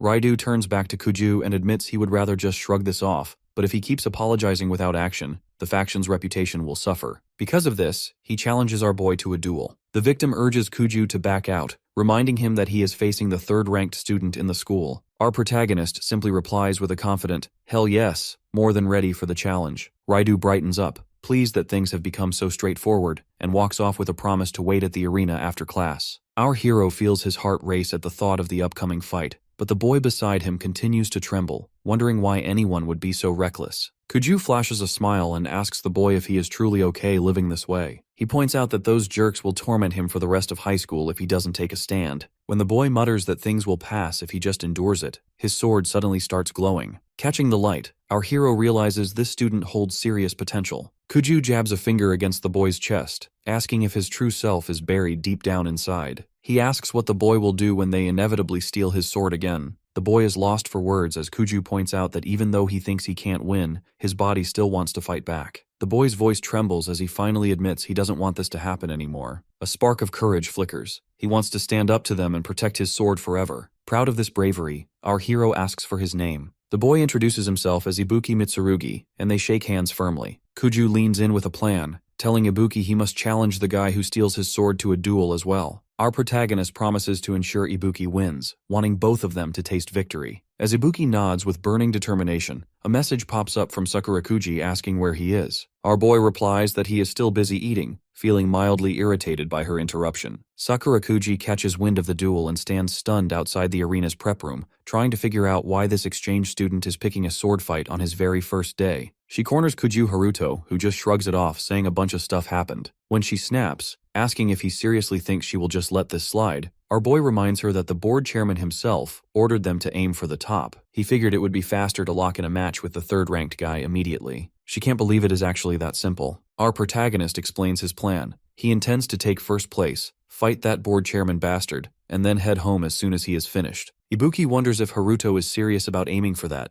but knowing him, he feels like our boy just might pull it off. The boy adds that if Kuju beats the chairman, it will be an unprecedented achievement in Azabu School's history, and he might even walk away with the legendary skill cube. That makes Kuju pause, curious about a skill cube he has never heard of until now. It turns out that Kiryu, the school's founder, unraveled the deepest secrets of swordsmanship and locked them inside that cube. Our protagonist remembers what future Haruto said about mastering the sword's mysteries here. Ibuki explains it is a unique sword art called the dimensional slash, a technique that supposedly slices straight through dimensions. Our hero wants to double-check the name, realizing that if it truly exists, it could be exactly what he needs to save old Haruto. The thought amps up his determination. He cannot afford to lose. Fired up, Kuju feels his fighting spirit surge, but first he wants Ibuki to kick things off. Ibuki agrees without hesitation. He is determined to give it his all, especially since the bully mocked him after he issued the challenge. Ibuki asks what sneaky plan our hero cooked up to guarantee a win. Kuju tells him to follow his lead exactly, and victory is in the bag. He then asks to inspect Ibuki's sword. Later, inside the packed Azabu branch arena, hundreds of students roar as the match begins. Down in the arena, Ibuki squares off against the bully, tension crackling between them. The bully hurls insults, calling him a dumbass and promising to beat him to a pulp. Up in the stands, Sakurakuji quietly asks Kuju if Ibuki will be alright. Our protagonist reassures her that he has it under control. He recalls the plan. The moment the duel kicks off, Ibuki must draw his sword and slash in a single unbroken motion without pausing to think. Kuju explained that the opponent would likely rush him, expecting an easy win over a nobody. If Ibuki freezes in fear, he loses, so they must flip that expectation. Kuju made it clear that Ibuki cannot miss. He told him to keep his eyes open and execute the drawing slash cleanly. He asked the boy to trust him, and Ibuki responded with complete confidence. Back in the arena, Ibuki faces the bully, brimming with the belief that he can pull this off. Raidu watches from afar as both fighters stand ready. The referee raises his hand and signals for the duel to begin. The two fighters stand locked in a silent stare-down, poised for their duel. First up is Ibuki Mitsurugi, a second year sitting far down the ladder at rank 3424. Facing him is the instigator, Kinju Kentaro, a swordsman holding a solid rank of 153. Kinju continues his taunts, claiming they can keep their little friendship going after he wins, but Ibuki refuses to waste his breath. His mind is fixed on his objective. Suddenly, Ibuki yells back, declaring that once he wins, Kinju must never bother him again. When Kinju mocks his guts in response, Kuju Haruto can't help but grin, genuinely glad for his new friend. The duel begins as the referee signals the start. Watching Kinju's initial movement, our boy tries to determine if the challenger possesses any real dual blade skill. The answer comes quickly. The opponent is exactly as incompetent as suspected. Ibuki feels the match playing out just as our hero predicted. The instant the signal drops, Kinju charges without hesitation. Recalling the advice to never look away, Ibuki holds steady and draws his blade in one smooth motion. Kinju's eyes widen with shock and terror. The strike is so swift he doesn't even register the impact before both of his swords snap clean in half. The bully's faction members stand frozen, stunned by the display. As the referee's voice rings out announcing Ibuki as the victor, the boy stares in disbelief, barely processing the result. Meanwhile, our protagonist and Sakurakuji beam at the outcome. Of course, our hero saw this coming. Ibuki's weapon isn't just a standard blade, it is a magic sword. When Sakurakuji asks if it is a mage's weapon, Kuju explains that his Eye of Time revealed an insanely rare enchantment. Unlike Haruto himself, Ibuki does possess magical energy, but the school tests read as 0 because the sword siphons his power non-stop. The weapon has the unique ability to unleash its stored energy in one explosive burst. Having carried the blade for 3 years without slaying a single monster, Ibuki had a massive reserve of magic just waiting to be triggered. Kuju shrugs, noting that a win is a win regardless of how it happens. Unable to contain his excitement, Ibuki shouts to our boy over and over that he actually won. He blurts out a question about what happened, still reeling from the shock, but our protagonist tells him it was the strength he had inside all along. He promises to explain the magic sword details when they have more time. Now the moment arrives for our hero. Kuju and Raidu, the faction leader, stand face to face in the arena. Raidu warns that he is not holding back, knowing the reputation of his entire group is on the line. Brimming with confidence, our hero accepts the challenge with a wide grin. Both grip their swords tightly, ready to clash. The referee raises a hand, signaling the match to begin. Both fighters hold their ground, waiting for the other to make a move. The crowd murmurs in confusion as neither athlete attacks, while Kiryu leans in, his eyes fixed on the spectacle. Kuju Haruto narrows his gaze, trying to understand why his opponent remains so relaxed despite the glaring openings in his stance. Regardless of what is going through Raidu's head, our protagonist refuses to hold back. Out of nowhere, Kuju surges forward at full throttle, but an odd pressure suddenly hangs over him. He recognizes the sensation instantly. It is just like his encounter with the stranger in glasses. His Eye of Time is active, yet there isn't a trace of Chronos magic nearby.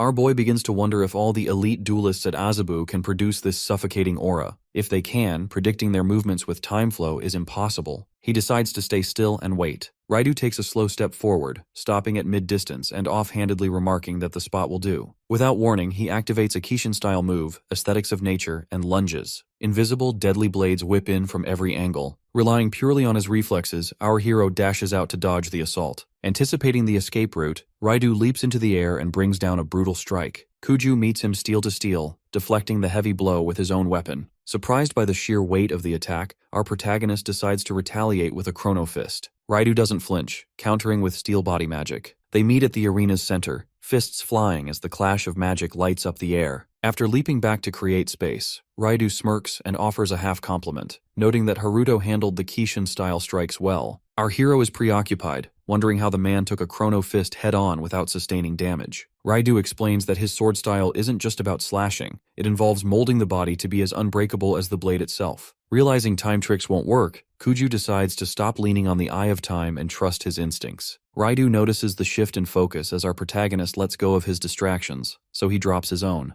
Kuju activates Quick Body while Raidu responds with stealthy steps. They charge again, unleashing a barrage of strikes as they test and read each other with every hit. Kuju's speed and power begin to overwhelm his opponent, catching Raidu off guard. Raidu throws a massive counterattack, launching our hero backward with sheer force. When the dust settles, both stand apart, breathing heavily. Kuju's shoulders tense as he acknowledges that the man is no joke. However, no matter how strong Raidu is, our protagonist is determined not to lose this one. Staying in the fight is turning into a grind. Kuju Haruto launches another all-out attack, putting everything into the strike, but Raidu meets the blow with his blade effortlessly. The impact fails to even phase him. Without missing a beat, Raidu counters, swinging with such power that our boy has to throw himself out of harm's way to avoid being wrecked. Kuju recovers quickly, answering with another aggressive push. Again, Raidu blocks the move without breaking a sweat. Up in the stands, the students lose their minds. Some cannot even keep up with the exchange, as it reaches a level none of them have witnessed before. While Raidu's skill is impressive, the exchange student is the true topic of conversation. Nobody has a clue who our protagonist really is. A girl in the crowd looks rattled, wondering aloud how things have reached this point, and the validity of the exchange program seems to require a full re-evaluation. Down below, Ibuki shouts for Haruto. Nearby, a gang of rowdy supporters yells for their fighter, hyping Raidu up and pushing him to crush our boy into the dirt. However, our hero is not about to fold. Losing is not an option. His mind is locked on victory because he has someone to save, making a win non-negotiable. As the fight drags on,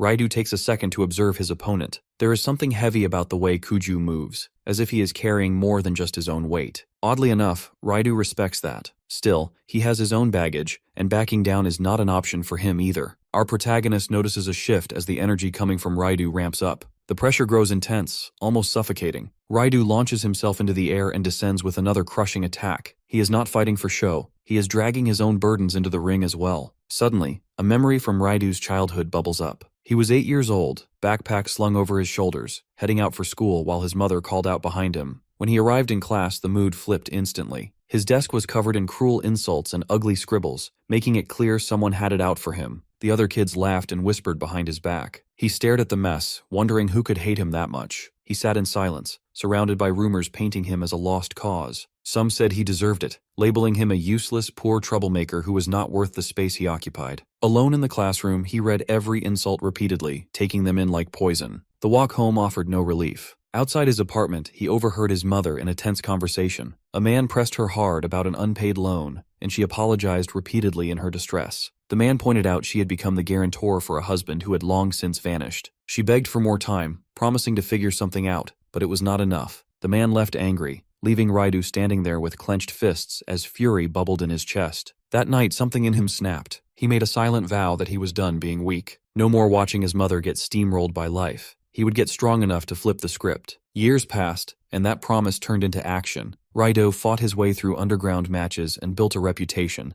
Opponent after opponent fell at his feet. After one victory, his manager handed him his winnings in a cash envelope, but he barely looked at it. His mind was already racing ahead. This was not enough. He had to get much stronger. If he could not protect the one person who mattered, then the fighting was pointless. As he walked out of the venue that night, the school chairman stepped from the shadows. Kiryu did not waste time, telling Raidu straight up that if he wanted real power, he needed to level up beyond the underground circuit. Kiryu had seen the fight and was impressed, but he warned the young fighter that raw talent would only rot in back alley rings. Raidu bristled, assuming this was about money because he did not trust the man's vibe. Kiryu stayed calm, explaining it was about family and providing a way out. That only angered Raidu more, but the chairman then handed him an envelope. Inside was a formal offer, admission to a swordsmanship school called Azabu Academy under the Kishin style. The invitation came with a full scholarship, free of fees or strings. Kiryu explained that the Kishin style was tailor-made for someone who already lived and breathed combat. All he had to do was master it. Raidu did not buy it, slapping the hand away and calling it shady nonsense. None of it felt real, sounding like another scam dressed in pretty paper. But deep down, a small part of him stirred. He knew the truth. If this was the key to getting stronger, he would do whatever it took. Raidu keeps turning the school's offer over in his head, wondering if joining might actually help him level up. 2 years fly by, and for someone who has been chasing power since childhood, picking up the Kishin style feels almost second nature. Eventually, it clicks why Kiryu has been pushing so hard for him to enroll. It is because at this school, everything, status, power, and respect, is carved out by the blade. The place is crawling with the worst problem kids, and Kiryu clearly expects him to whip them into shape. Whether he realized it or not, Raidu has already ended up calling the shots over the other delinquents. That is how the Raidu faction takes off. The beginnings are messy, but somehow it works. As always, he maintains a sketchy vibe, yet for reasons unknown, Kiryu lets him in on a side hustle. That tip clears his debts, and he is truly grateful for the help. From the outside, his crew looks like a pile of rejects, but Raidu sees them as reflections of himself, versions that might have turned out even worse if life had tilted the wrong way. They have simply learned to survive the only way they know how. That history is why there is zero chance he loses this fight. Right now in the arena, Raidu comes at Kuju Haruto like a freight train. Our boy is caught off guard as his opponent pulls out a Kishin-style hidden move. Mid-attack, Raidu unleashes a technique called Scenic Beauty. Both fighters go at it with hands and blades, throwing serious heat. Our protagonist can feel it. The pressure from that sword just went through the roof. This is no longer the same level of combat. If this pace keeps up, our protagonist will be crushed by sheer force alone. Raidu is built differently. Fighting him is like swinging at a wall that punches back, yet he uses no tricks. He is direct and honest, which is rare. Kuju knows dragging the match out will not help because time is not on his side. He shifts gears, leaning into his raw power and the sword that has carried him this far. He calls on the Blade of Chaos, asking it to show its true potential. Power surges between them, violent and massive. Suddenly, something sparks in the back of his mind. Those magic words. The letters told him his real gift lives in his sword. If he wants to become a space-time mage worth anything, he has to walk the path of the sword first. Meanwhile, Raidu yells at Haruto, calling him a bastard for laughing during their fight. He has no clue what is so funny. A massive explosion follows, and the blast flings both fighters in opposite directions. As the dust settles, Raidu starts chuckling too, perhaps finally understanding the joy of the struggle. Once more, they charge for a final clash. When their blades collide, the impact detonates into another explosive shockwave, and the whole arena vanishes behind a wall of smoke. Students whisper and guess, trying to make out what just happened. Even the chairman leans forward, though his poker face does not slip. Once the smoke clears, the crowd freezes. Both are still standing, but Raidu is yelling. His blade is completely shattered, with bits and pieces of steel littering the ground. He then realizes something even crazier.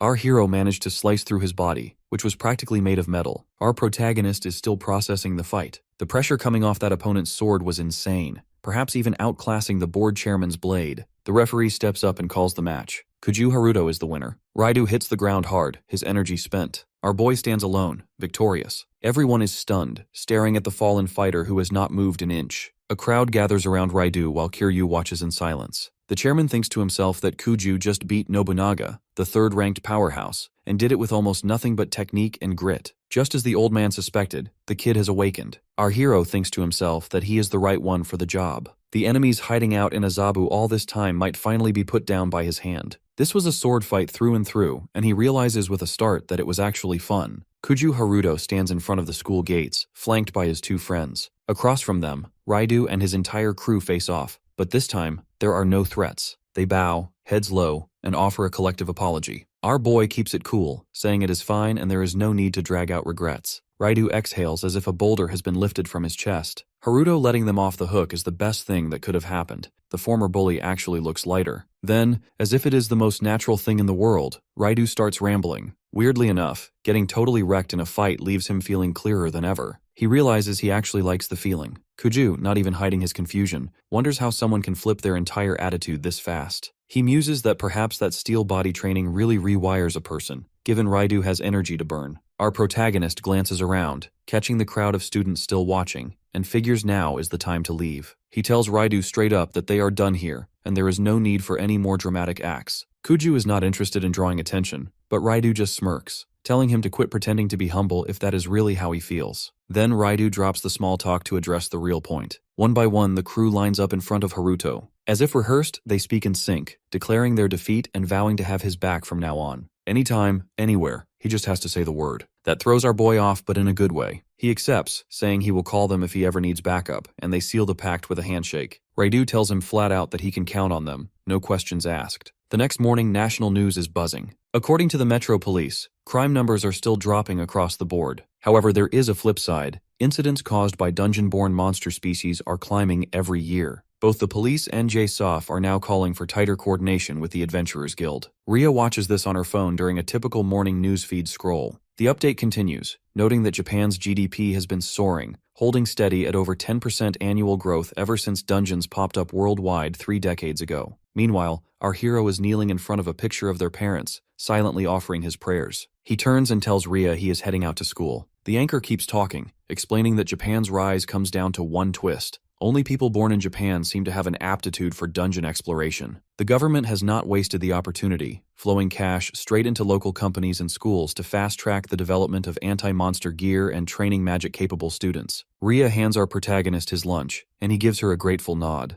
The report wraps up by stating all of this has pushed Japan into a full-blown economic renaissance. Kuju Haruto steps out the door. Waving him off, Ria asks if he will be at Azabu again today. He reminds her he is still doing the student exchange program. She comments on how sleek the campus looks, admiring the top-tier architecture and mentioning she would love to visit someday. Our boy, knowing better, tells her the inside of the school is actually quite old school. That surprises her, as she figured it would be futuristic and cutting edge. Still, she likes the idea of a normal school life because it sounds fun. Kuju agrees that it is. He then asks if today is her first day of middle school. She lights up, confirming it. She still feels stuck in elementary school mode but is ready to catch up. Our hero tells her he will be cheering for her and that they both have to give it their all. He makes a silent promise to himself that he will never let Ria feel alone or sad again. Later, on the way to school, Kuju walks among the morning crowd of students. He notices a guy yanking a girl by the wrist. She struggles, clearly trying to pull away, while the guy snaps at her, asking if she realizes how much money he has already dumped on her. Other students nearby whisper. The girl is Malulu, a famous online TikTok queen with 3 million followers about to drop her first single. Whatever is happening, it does not look like a friendly chat. Kuju figures it is not his business. Suddenly, the girl yells at the guy, telling him to back off and never try such a sneak attack again. She calls him a pathetic loser for thinking he could own her, then she bolts. She does not stop running until she stumbles into something dangerous. A freshly unearthed dungeon site. It looks like a normal wall, except it is covered in yellow tape screaming to keep out. Milulu freezes. Something moves. Something big. A massive creature starts crawling out with an eerily human face and a nightmare for a body. She stands rooted in place, unable to scream or move. The monster is an imperial centipede, listed under S rank for subjugation and B class for annihilation. Its recommended raid level is 1200. The creature bursts out of the dungeon and halts just inches from Milulu. She freezes, tears streaking down her cheeks as panic hits so hard her legs give out, and she crumples to the pavement. A guy nearby yells, demanding to know how something like that ended up outside a dungeon, while another man mutters that it might be a migrating type. Milulu snaps at them that the classification does not matter. They need to run immediately. The bystanders bolt, but the girl stays rooted, trembling on the ground and unable to move a single step. The men around her realize with mounting panic that she is not going to make it out alive. The monster goes berserk, tearing through buildings like they are made of paper. Then, without warning, its head is sliced clean off. The severed skull crashes down with a sickening thud, and everyone freezes in confusion. No one knows what just happened. All they can see is the head lying in a heap. As the smoke clears, Kuju Haruto appears, calm as ever and carrying Milulu in his arms. She looks up at him, her heart pounding for a completely different reason now as she finds herself falling for him. Our boy gently sets her down and tells her to clear out while she still can. He really did not want to get dragged into another chaotic mess, but he knows leaving all these people to die would keep him up at night. Kuju plants his feet in front of the beast. The creature now stands fully revealed with multiple heads, all locked onto him and full of hate. Our protagonist raises an eyebrow, noticing the thing just grew its head back. It looks like the bastard has a regeneration skill. Just then, backup finally arrives. Security forces flood the area, checking if everyone is still breathing. They flash their IDs, introducing themselves as the Adventurers Guild from the Minato district. One of them turns to our boy, eyeing him warily and demanding the student step away, unless he has a death wish. Their captain steps up to provide the rundown. The beast is a B-class destruction monster with an S-tier subjugation rank. The recommended total raid level is over 1000. One of the soldiers grimly reports that the average adventurer present is barely level 80, meaning there is no way they can take this thing head-on. Someone suggests calling the Seven Sages, but the captain snaps that the signal will not reach them in time. They have no choice. They either stop the monster here, or civilians die.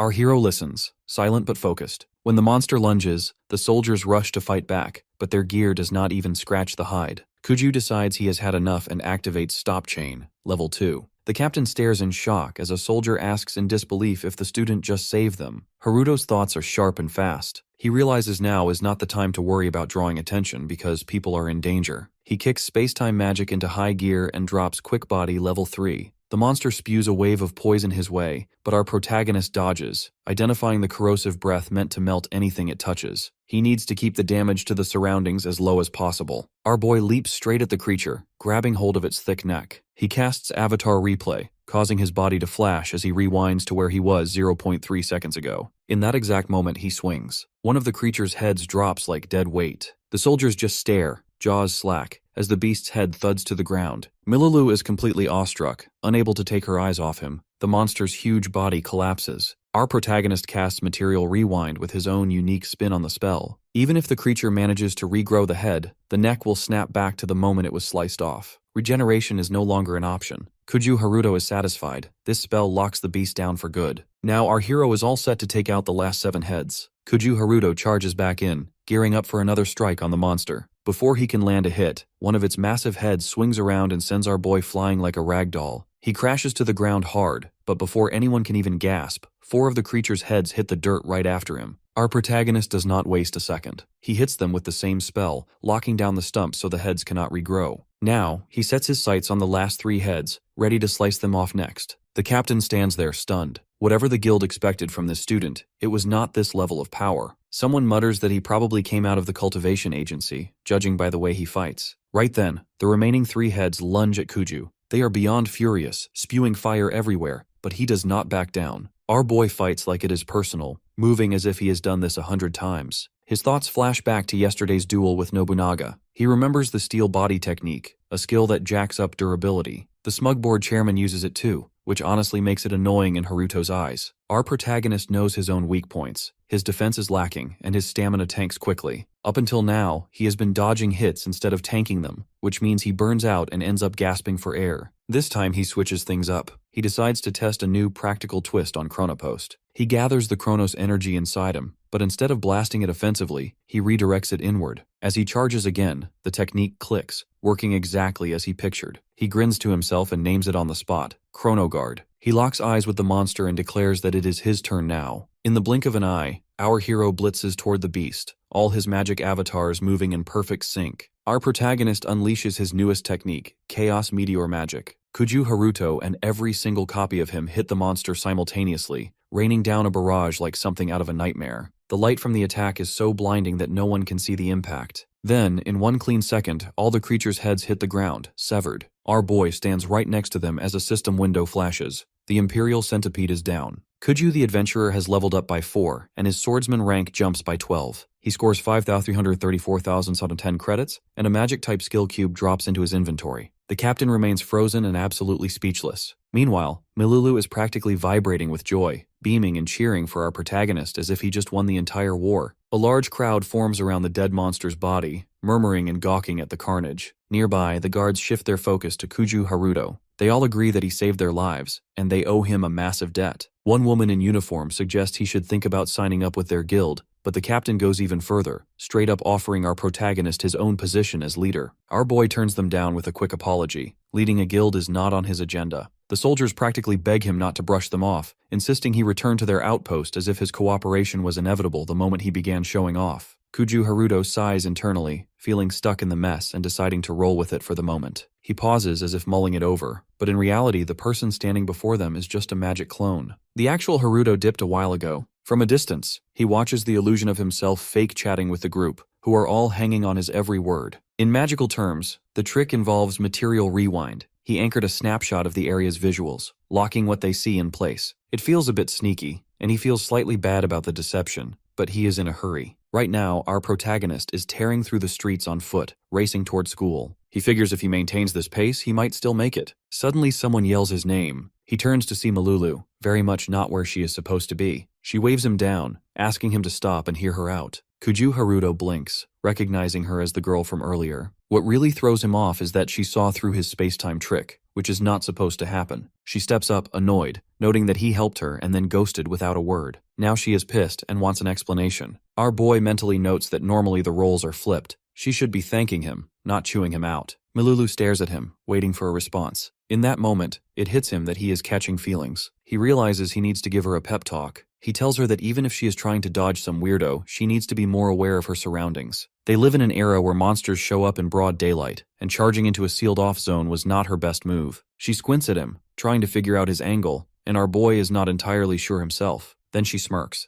assuming he only helped because he knew who she was. She proudly declares that she is ranked #1 on the TikTokers You Should Be Watching list, with over 5 million followers. She mentions her upcoming singing debut and a potential lead role in a Netflix drama. That is the high school icon Malulu, just in case he missed it. Our hero is thoroughly unimpressed and pretty sure she just violated an NDA with that casting news. Still, she offers him a deal. If he appears in one of her videos, she will give him a shout-out to boost his followers. Our protagonist shoots her down immediately. He has zero time for this. She fumes as he walks away, but Kuju Haruto simply breaks into a run. She chases him for a bit before eventually slowing to a stop. He is gone, just poof, out of sight. She looks around, confused and muttering about where he vanished to. She is low-key offended that he isn't into her, but as she scrolls through monster pictures on her phone, she admits she has totally fallen for him. She is convinced this guy is going to shake up the whole world, trusting her Akashic vision, which is never wrong. At the monster's kill site, the head of security, Kuragani, stands among his troops while a sizable crowd gathers around them. He addresses the civilians, explaining that the dungeon entrance has been magic sealed, so there is no need to panic. He thanks everyone for their patience during the chaos. Kuragane notes that he personally witnessed an S-rank suppression class beast acting like a wandering type. One of the soldiers mentions a strange gate appearing near Tokyo Tower, remarking on how much bizarre activity has occurred lately. Suddenly someone calls out to Kurogane. He turns and instantly recognizes the person. His first thought is to ask how things went with the anonymous guy from earlier. Milulu does not offer details immediately. Instead, she gives her verdict straight up. She admits she really likes the guy, so much so that she finds it hard not to overhype him.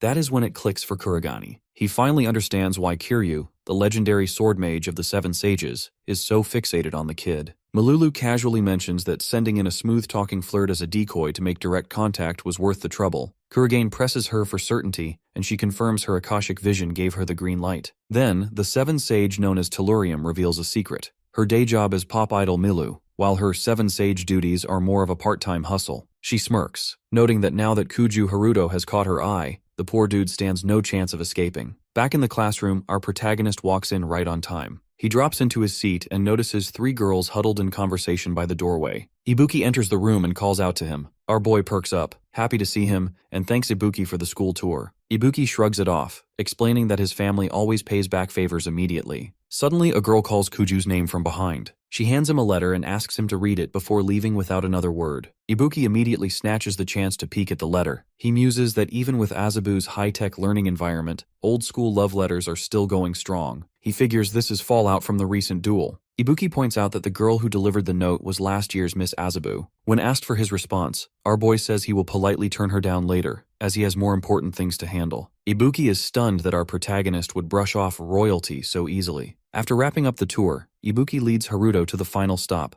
a club room for the Modern Dungeon Research Society. Kuju Haruto is surprised to learn Ibuki is the president and sole member. Looking at a shelf of dungeon-themed toys, our hero asks if Ibuki actually finds this fun. Ibuki doesn't hesitate. His obsession only grows the more he learns. He mentions a rumor about a hidden room in the F-rank Imperial Garden dungeon in Shinjuku, which was cleared long ago. Our protagonist already knows about that, so he shifts gears to ask who holds the top rank at the school. Ibuki explains that Azabu's top 2 adventurers are currently exploring an S-rank dungeon in Shirokanadai. Kuju Haruto tells Ibuki they are going there immediately. He wants to challenge and take them down on the spot. Ibuki tells him to chill, explaining that the dungeon is restricted to licensed elite adventurers because the entrance sits on private land owned by a wealthy individual. Our hero asks about the price of entry, and Ibuki tells him flatly, 50 million yen. Kuju Haruto's jaw drops when he hears the astronomical cost of the entrance fee. Ibuki casually explains that the dungeon has been yielding high-grade ores, meaning even a single successful trip could earn back the entire fee. Our boy's mind immediately begins to race. He wants that top rank so he can flatten the board chairman, claim the dimensional/skill cube, and rescue old Haruto as quickly as possible. Ibuki clarifies that anyone entering the Shirokanadai S-rank dungeon must register as a party. Between the individual fees and the logistics, the total cost will hit at least 100 million yen. Kuju asks if the current first and second place students actually paid that much, but Ibuki reveals they got in for free by being part of the landowner's inner circle. Our protagonist quickly pieces it together. He sees exactly how the game is played. Checking his magic screen, he sees his balance is currently sitting at 48,791,145 yen.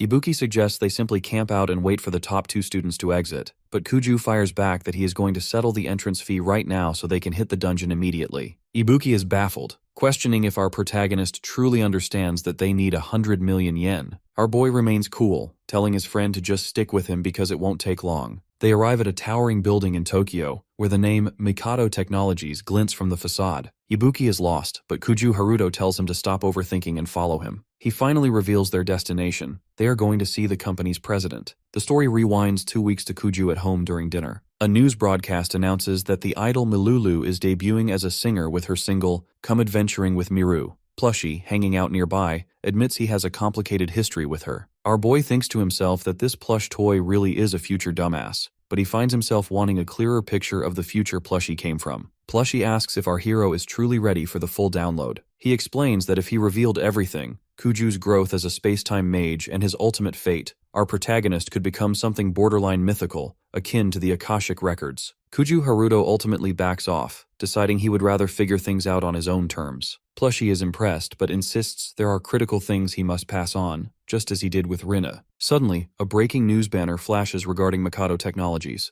The company, a pioneer in adventuring gear for 30 years, is filing for civil rehabilitation. They spent a fortune developing a top-secret recovery item called the Omega Potion, but the project flopped because they are missing a crucial, hypothetical elemental particle. Plushie informs Kuju that this is exactly the kind of important thing he needs to know. He pulls up the magic screen, and though our protagonist is suspicious of Plushie messing with his interface, the toy explains that the missing element is the Chronos factor. It is a theoretical particle that can rewind the body, mind, and damage to its original state, serving as the core component of the Omega Potion. Plushie has uploaded the necessary data to point the company in the right direction. He is confident that Mikado Technologies is the real deal and will become Kuju Haruto's strongest ally in the future. For now, though, our protagonist is the one who owes the company a favor. Plushie wonders aloud exactly how our hero plans on returning it. Inside the high-rise headquarters of Mikado Technologies, Kuju Haruto and Ibuki sit across from the company's president in a sleek, glass-walled office. Mikado Musuke greets our boy with a wry smile and quickly addresses the 500 million yen sitting in Haruto's account as his share of the Omega Potion project. The staggering sum leaves Ibuki frozen in disbelief, but our protagonist remains unfazed. He explains that he simply wants the company to hold on to the funds for now,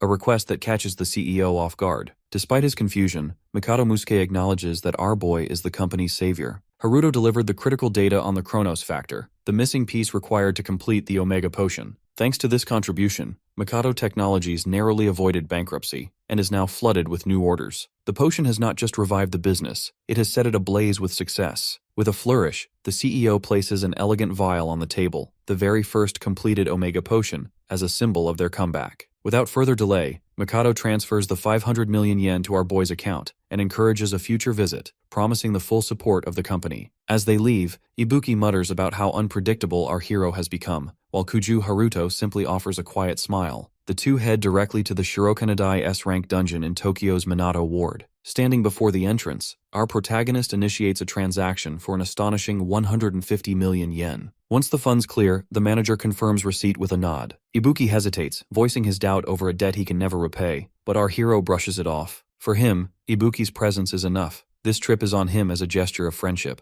Haruto gestures to Sakurakuji, who stands nearby looking slightly out of place. She admits she was only brought along for healing support and doesn't quite grasp the situation. Our boy quickly warns Ibuki not to mention the entry fee to her, fearing she would faint from the shock. As the group prepares to move, a girl suddenly bursts onto the scene and throws her arms around Kuju Haruto. All three turn in shock as she clings to him, loudly proclaiming she has finally found him and will not let him get away. The student council leader looks on with suspicion, wondering if our boy is involved in something inappropriate during the exchange. Ibuki recognizes the girl immediately. It is Milulu. She remains latched onto our hero's arm, claiming she tracked him down using her investigative skills as a popular idol and dungeon influencer. Kuju Haruto is unimpressed, prompting Milulu to explain that her fans tipped her off about his location. When she asks if he plans to enter, she threatens to start a livestream and accuse him of harassment if he doesn't let her tag along. Weary of her antics, our protagonist asks how she bypassed the entry fee. Milulu smugly replies that the staff wouldn't dare turn her away. Realizing she would have followed them regardless, our boy asks if she can heal. Offended, Milulu reminds him she is a cleric-type mage. Kuju Haruto sighs and lets her join, but he sets one firm rule. If her life is in danger, she must fall back without hesitation. He promises to cover her retreat, but she must run.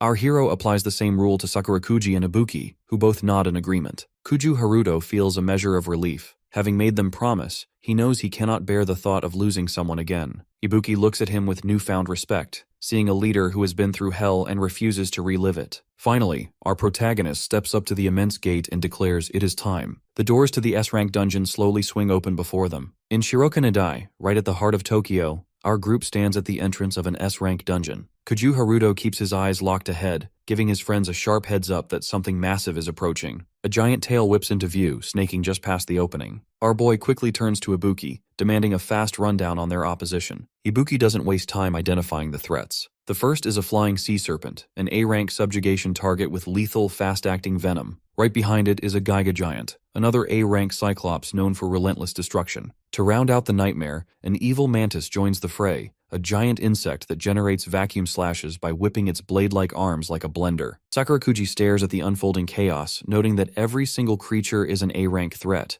She asks for the plan, while Ibuki mutters that it might be smarter to turn back. He knew an S-rank raid would be rough, but facing monsters this powerful right at the gate is next-level trouble. Kuju Haruto calmly draws his sword, his eyes steady. He tells the others to hang back and stay sharp while he handles this himself. Without another word, our protagonist launches toward the enemy. As he flies forward, he speaks softly to the creature sealed inside his weapon, telling it the wait is over. He summons the sacred beast, Cerberus. His friends watch in awe as our boy mounts the three-headed hound, racing toward the enemy squad. Cerberus locks onto a three-faced monster and unleashes a triple blast of fire, incinerating the target instantly. The two blitz through the monsters, wiping them out with terrifying speed. When they reach the Cyclops, our hero switches gears and activates his space-time magic, Avatar Replay. Cerberus lunges, bites the beast's back, and slams it into the ground like a rag doll. Without losing momentum, Kuju Haruto leaps into the air and dives into the fray, hacking through the remaining enemies like a machine. He then calls on his Eyes of Time, filling the battlefield with multiple versions of himself. The clones move in perfect sync, and our protagonist begins firing chrono rays, blasting through the enemy line. Sakurakuji is completely awestruck by this display.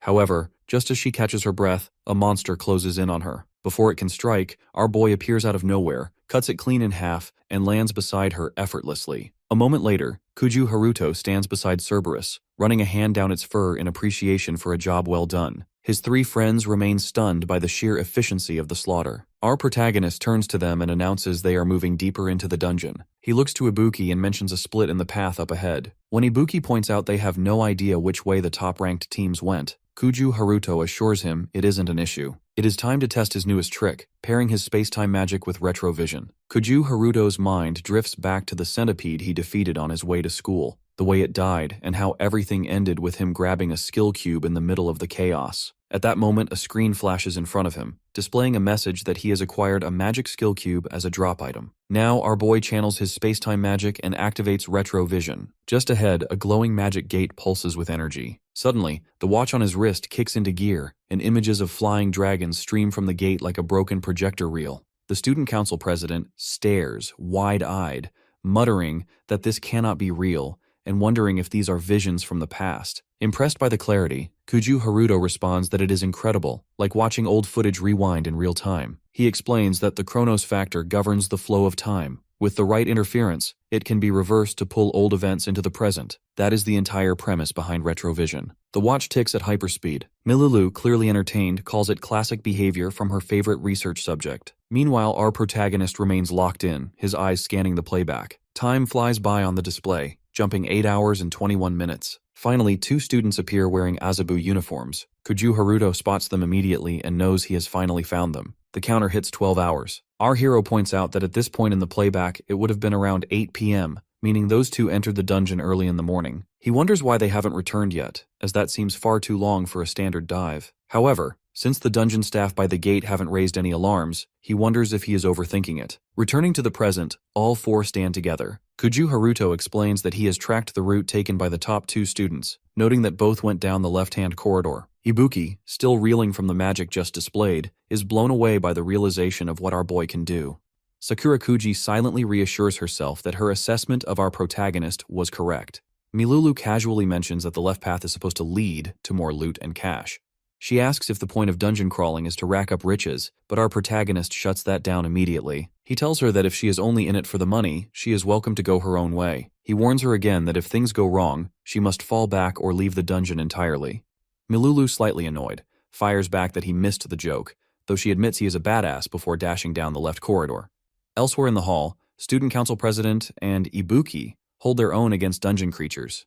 Kuju Haruto glances toward Milulu, wondering if she can handle the incoming threats. Two massive beasts charge at her, but our boy launches himself forward and takes both out before they can reach her. Another large, fast creature barrels toward Ibuki. Our protagonist calls out, telling Ibuki not to freeze and that it is time to show what he can do. Ibuki, his nerves shaking, braces himself. As the monster lunges with its sword raised, Ibuki swings back and slices the creature clean in half. He stares at the body in shock, having taken one down by himself. Our hero walks over, grinning, and tells Ibuki this is what he is truly capable of. While Ibuki is still rattled, the praise sinks in. He straightens up with more confidence, crediting Haruto for the success. Kuju Haruto reflects on how Ibuki's magic sword has likely been feeding on these high-tier monsters, soaking up their power. Ibuki is buzzing with adrenaline as our protagonist eyes the next doorway. Judging by the lack of tracks, it appears the two students went inside with no footprints leading back out. All four stand before the massive set of doors, take a collective breath, and decide to go through. Ibuki stares at it, visibly unsure, while Kuju Haruto steps forward. He notes that this should be the boss room. While he hadn't planned on venturing this deep into the Shiro Kanadai dungeon today, they are committed now. As soon as they push the gate open, the group freezes. Lying inside are two unconscious figures, a girl and a guy. Our boy instantly recognizes them as the top two ranked adventurers, Shikigami and Rusaki. Before they can react, something drops from the ceiling and lands before them. It is a pitch-black creature with glowing eyes that looks uncannily like a human child. Sakurakuji asks if it is supposed to be a child, but Ibuki corrects her immediately. This is the dungeon boss. Milulu is skeptical, noting that according to the Adventurers Guild records, the boss of this dungeon should have been a high-tier dragon. She has never seen anything like this, even among the 7 sages. The creature opens its mouth, revealing rows of sharp, oversized teeth. This is the Ruler of Darkness, an S-rank hidden boss with a recommended raid level of 2500. Sakurakuji urges our protagonist to fall back, realizing they are in over their heads, but the gate slams shut behind them, sealing their fate. Milulu nervously asks for the plan.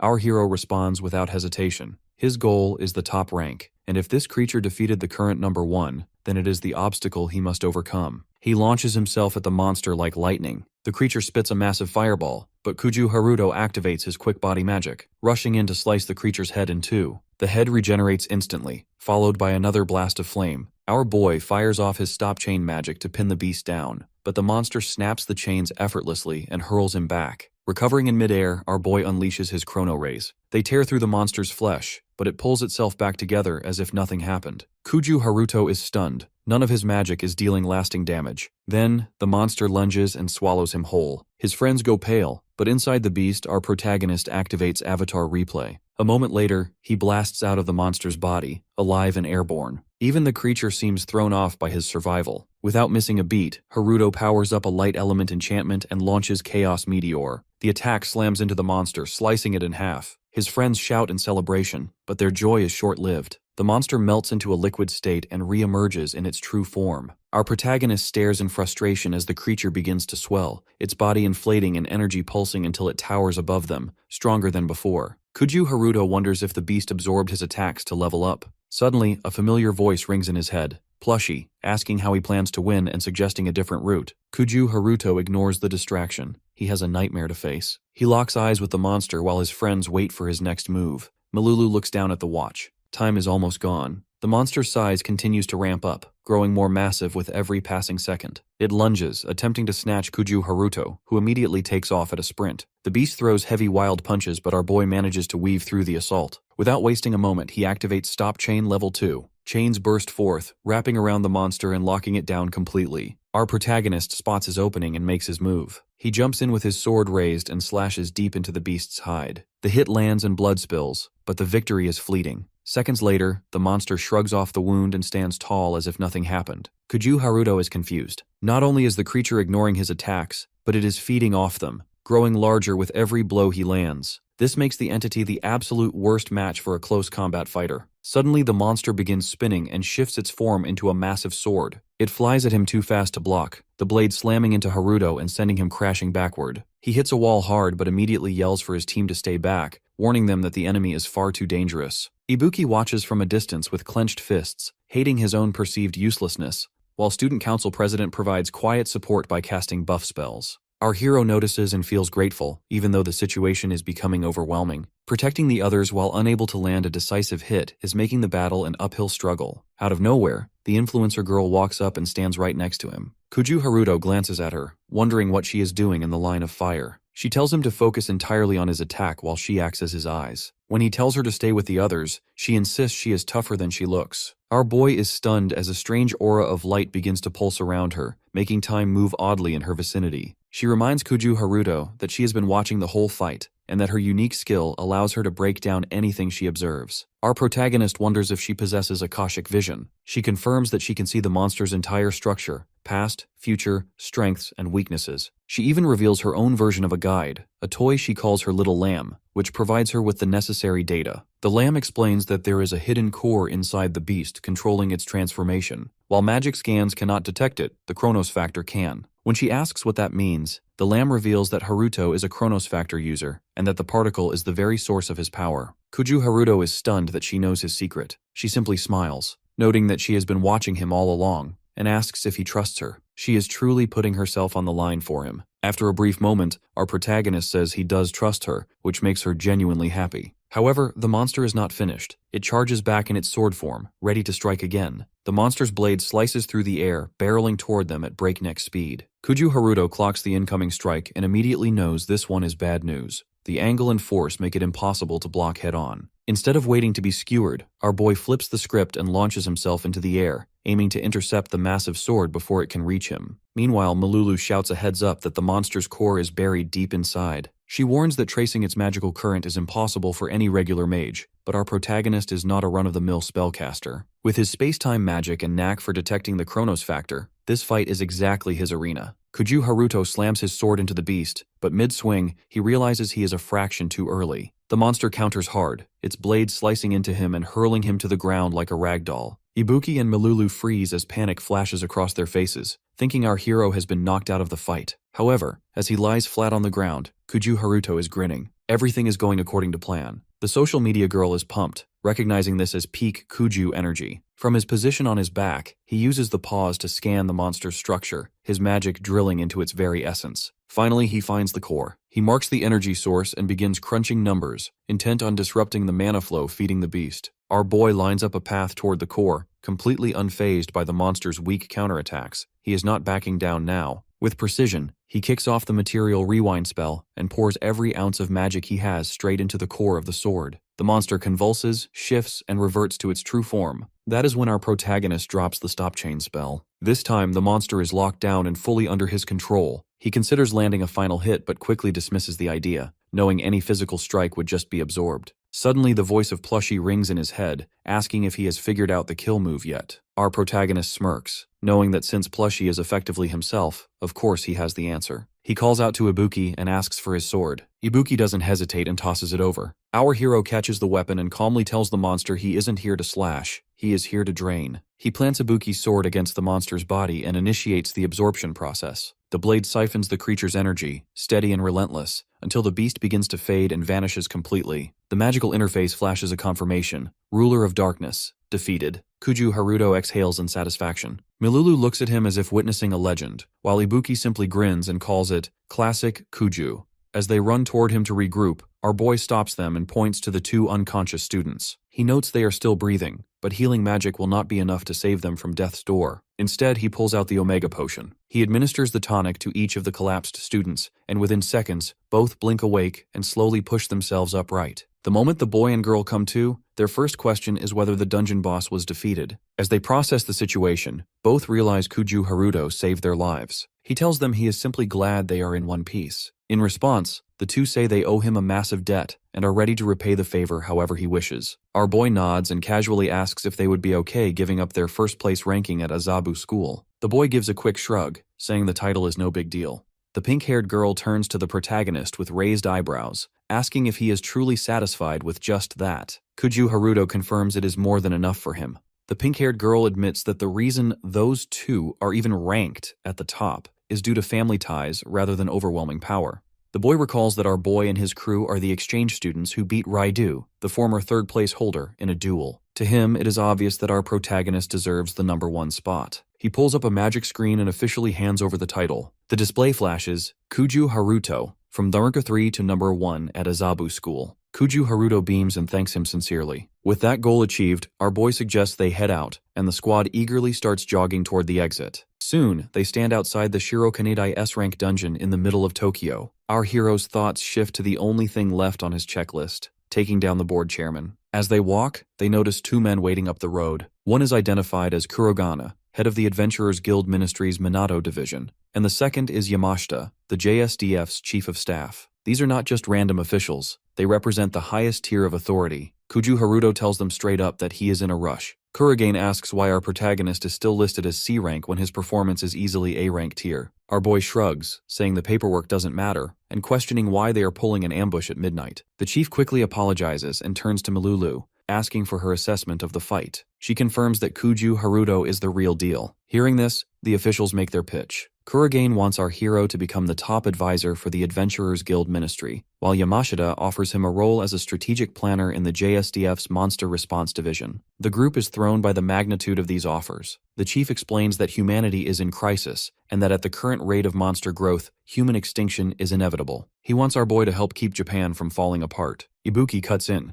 clearly skeptical of the dual recruitment. Malulu nudges her to be quiet, watching our protagonist with wide eyes and wondering what he will do. Kuju Haruto calmly declines both offers. He says he is not interested in working under them, even though he cares about peace. He explains that there is someone he needs to protect, and that he wants to build a world where monsters and dungeons no longer exist. He intends to make that happen on his own terms, and if it helps everyone else along the way, that is a bonus. With that, our protagonist turns and walks off, leaving the officials to watch him in silence. Ibuki remains stunned that he turned down such powerful roles without blinking. Meanwhile, the social media girl is swooning, convinced that Kuju Haruto is the coolest person on the planet. She decides then and there that she is going to marry him. Beside her, the little lamb deadpans that there is no going back now. The following morning, Kuju Haruto enters the board chairman's office on the 20th floor of the Adventurer Cultivation Agency's Azabu branch. He casually greets the man behind the desk, who narrows his eyes in suspicion. Our boy cuts to the chase. He is officially ranked first and wants to pick up where they left off. The chairman does not argue. He rises silently, sword already in hand, and tells Kuju to follow him. He leads our protagonist to the rooftop, moving with a calm confidence that makes Haruto wonder what he is being dragged into now. Once they reach the open air, the chairman asks if Mitsurugi Ibuki ever mentioned the school's legendary skill cube,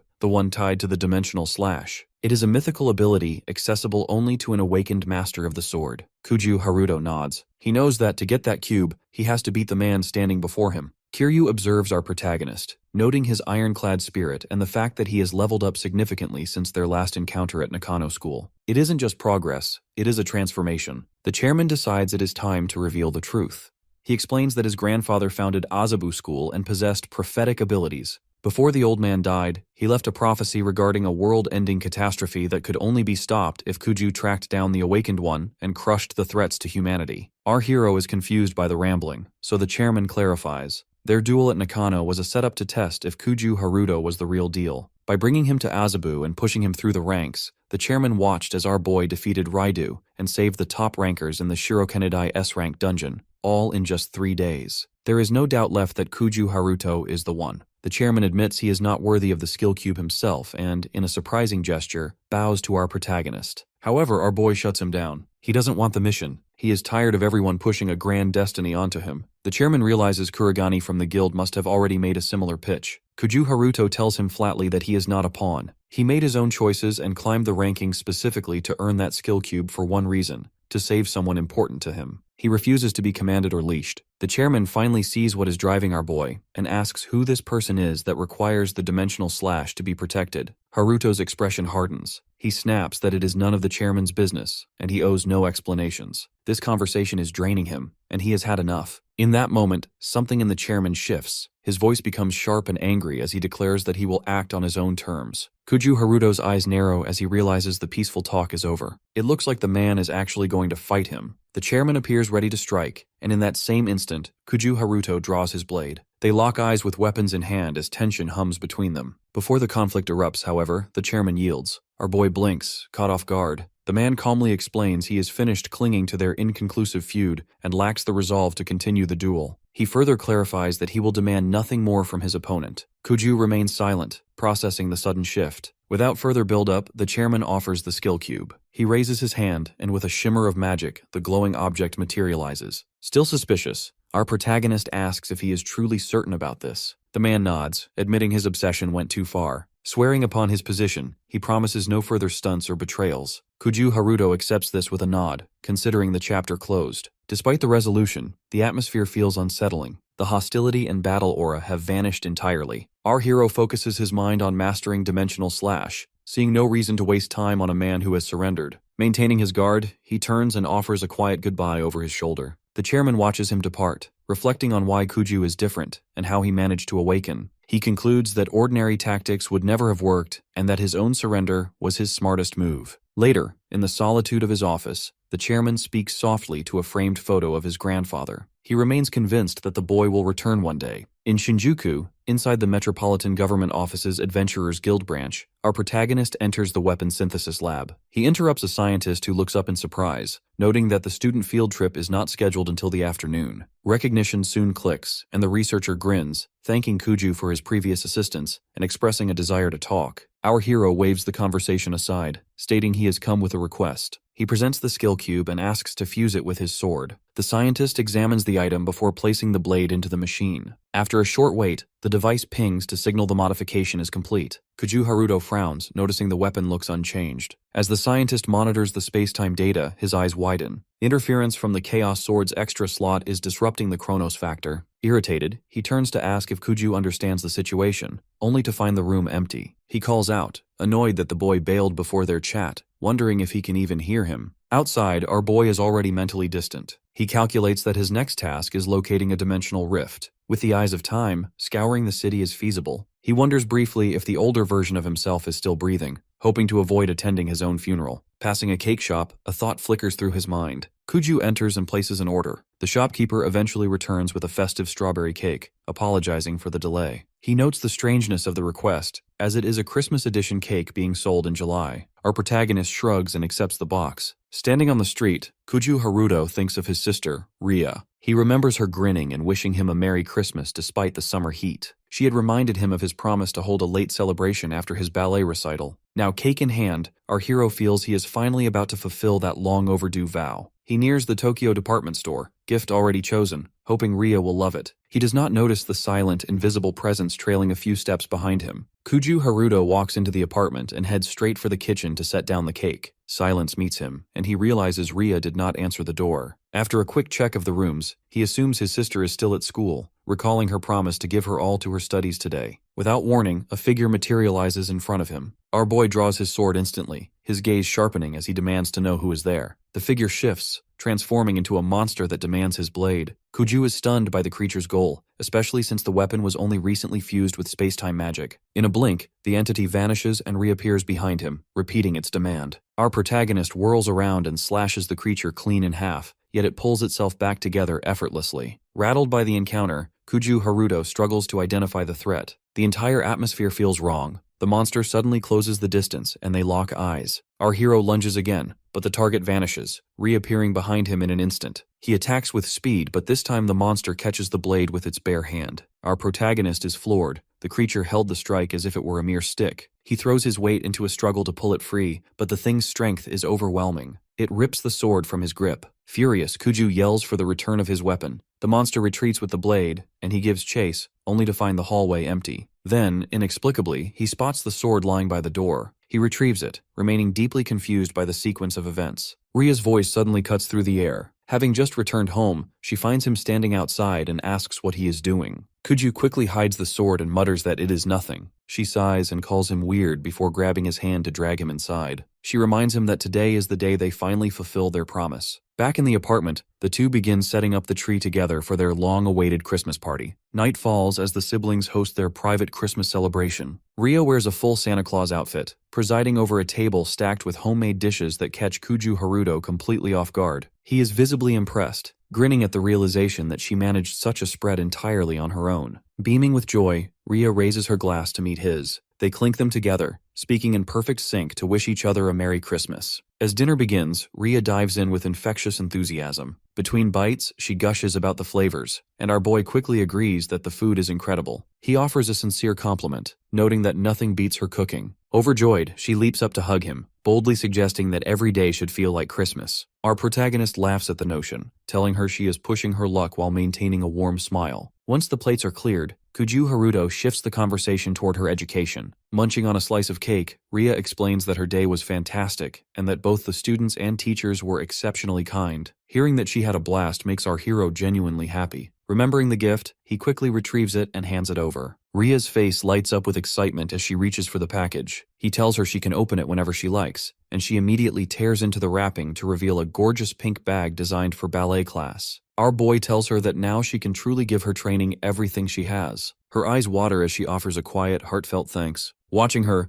Kuju Haruto thinks to himself that this moment feels like a dream, a peaceful reality he once thought impossible. His phone buzzes, drawing Ria's attention. Our protagonist glances at the screen and tells his sister that someone wants to say hello. It is Rin on a video call, her smiling face appearing on the display. She tells Ria how thrilled she is to see her again, while Ria marvels at how grown-up Rini has become. Rina laughs, admitting she wishes she could join them, but explains she has dungeon preparations in the morning. Ria waves off the apology, simply happy that she called. The conversation turns to teasing when Ria complains that our hero won't share any details about life at Rini's school. Rini laughs and decides to spill everything, revealing that Kuju Haruto is currently the campus celebrity. She informs a stunned Ria that a scumbag showed up at the academy, and our boy defeated him in a magic duel without blinking. Rina continues the praise, mentioning the gossip about Kuju taking down a savage migrating beast solo and providing a hint that revolutionized a theory at the Adventurers Guild lab. She adds that the girls at school are counting the days until he returns from his exchange program. Ria turns to her brother, declaring him incredible and voicing how proud she is to be his sister. She pokes fun at his new reputation while he groans, telling her to knock it off. Eventually, the excitement fades, and a tired Ria prepares for bed.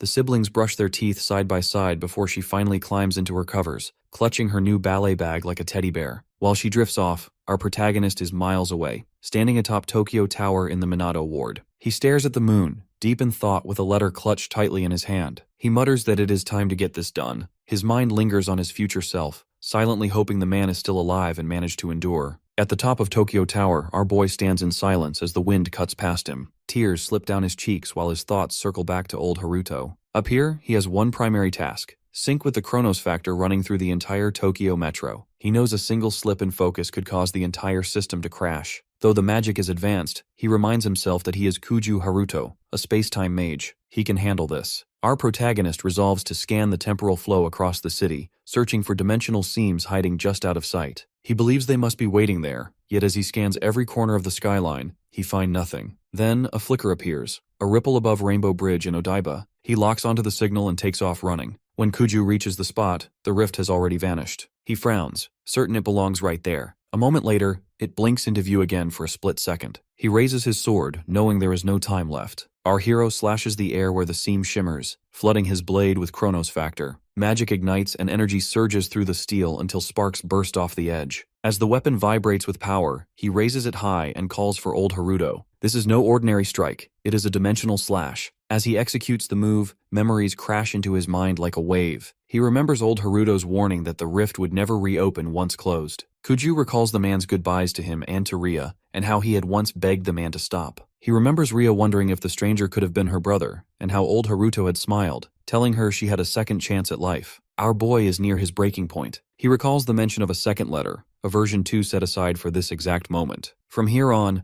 the weight of the world rests on Kuju Haruto's shoulders. He refuses to let this timeline end in ruin like the one before it. The man believes in him, and Kuju vows to be the one who stops the enemy. The sky finally splits, and our protagonist carves the opening wider. He sees old Haruto's face clearly through the tear. Knowing the rift will not hold, he pours every ounce of Chronos factor he possesses into the void. Old Haruto pushes forward, barely hanging on, and gasps that he is using the last of his strength. Kuju urges him to reach out and transfer the power. Both men raise their hands, throwing everything into that final link. A blinding arc of light erupts between them as they strain against the fabric of reality. Suddenly, old Haruto falls through, dropping out of the rift as if yanked down by gravity. Our hero stares, stunned as a heavy breath escapes him. Old Haruto is alive and present in this timeline. For the first time, it feels as though the world might actually hold together. Old Haruto slumps on the ground before Kuju Haruto, gasping for air and struggling to comprehend how he survived a dimension designed to be a one-way trap. Our boy calmly confirms the success of the extraction, but the older man looks up with a half-defeated expression. He insists that while Kuju pulled him from the fire, it was ultimately a waste. He is finished either way. Kuju Haruto frowns, confused by such immediate resignation. With quiet resolve, the visitor explains that he no longer belongs in this reality. His existence is a glitch in the timeline, and sustaining his physical body was never a viable option. The laws of the world and the twisted logic governing time simply will not allow it. Our protagonist watches, still trying to grasp the situation, until the man raises a hand. It is fading, piece by piece, like static dissolving from a screen. The older man admits he is out of time and cannot hold on any longer. Watching this disintegration, our hero remarks that it is a shame. However, the fading man remains steady, telling him there is nothing shameful about his end. This makes Kuju pause. He gives his counterpart a knowing look and wonders aloud if the man truly thought he hadn't prepared for this exact scenario. Without missing a beat, our protagonist reaches into his bag and pulls out a plushie. Having anticipated a failure of the physical form, he prepared a backup plan. Old Haruto stares at the object, surprised, yet acknowledging that this is exactly what he should have expected from himself. He channels his soul directly into the plushie, and the toy jolts to life. Now animated, the creature tells Kuju Haruto that this is his true current form. Our boy blinks, asking if he is genuinely satisfied with the arrangement. The plushie nods, its voice soft as it notes the care evident in every stitch. He can feel their sister's love sewn into the fabric and promises that if Kuju ever needs him, he will be around. Content with the result, Kuju smiles and welcomes him home. They head back to the apartment together. As soon as they cross the threshold, the plushie calls out to Ria, announcing his return. Ria is stunned but thrilled,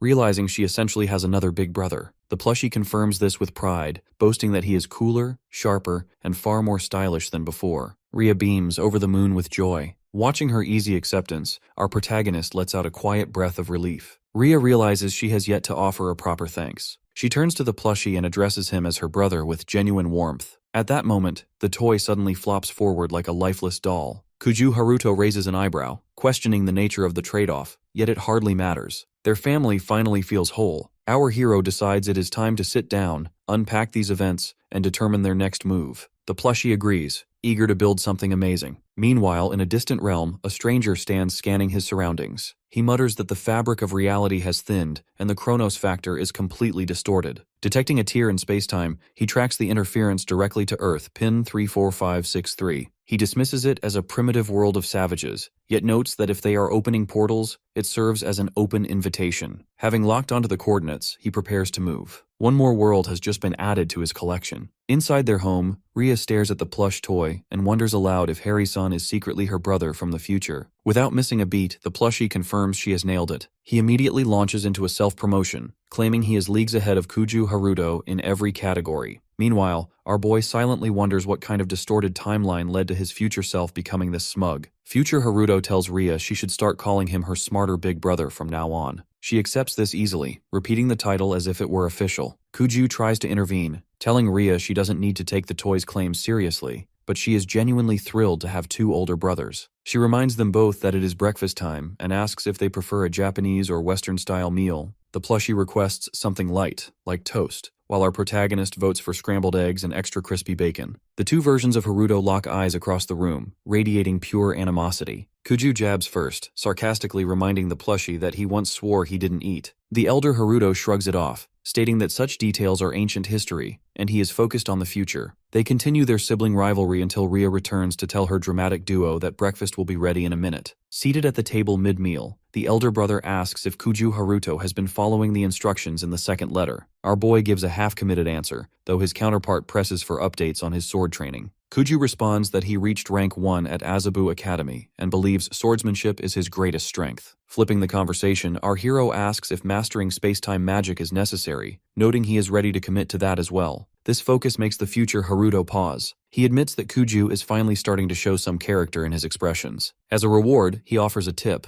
In the near future, our protagonist will unlock a magic device called retrovision. When the elder brother mentions the skill Mint, Kuju reveals he has already mastered it. Stunned, the plushie wonders if this version of himself is leveling up faster than he ever did, or if there is a secret growth route in this world that even he cannot foresee. A deafening explosion suddenly rocks a nearby city. Fire and smoke rise into the sky, clearly visible from the window. The television flickers on with an urgent alert. A stampede is underway. Monsters have begun spilling out of a dungeon in Tokyo, with multiple breaks occurring simultaneously across the city. The news anchor urges everyone in the red zones to evacuate immediately, emphasizing that this is a full-scale invasion. The elder brother stares at the screen, stunned. This disaster is occurring far earlier than it did in the future he remembers. Kuju Haruto asks if this event was always part of the timeline, but before he can receive an answer, Ria points at the screen. Rini appears on the broadcast, fighting alone to hold back the tide of monsters. Elsewhere, atop Tokyo Tower, a stranger stands calmly above the destruction. He looks out over the chaos and calls for the adventurers to show themselves. He announces his intent to demonstrate the power gap between their worlds, and he intends to prove it with a live demonstration. Every major news station broadcasts the chaos unfolding across Tokyo. Monsters tear through the streets and buildings blaze while civilians bolt for their lives. Inside the Adventurer Guild's main office in Marunouchi, the 7 sages remain glued to the broadcast. An emergency session has been called for the S-rank adventurers to address the stampede. The team leader reports that casualties have already crossed 1,000 and continue to climb. Under orders from the ministry, they are coordinating a joint defense with the self-defense forces, but the odds are stacked against them.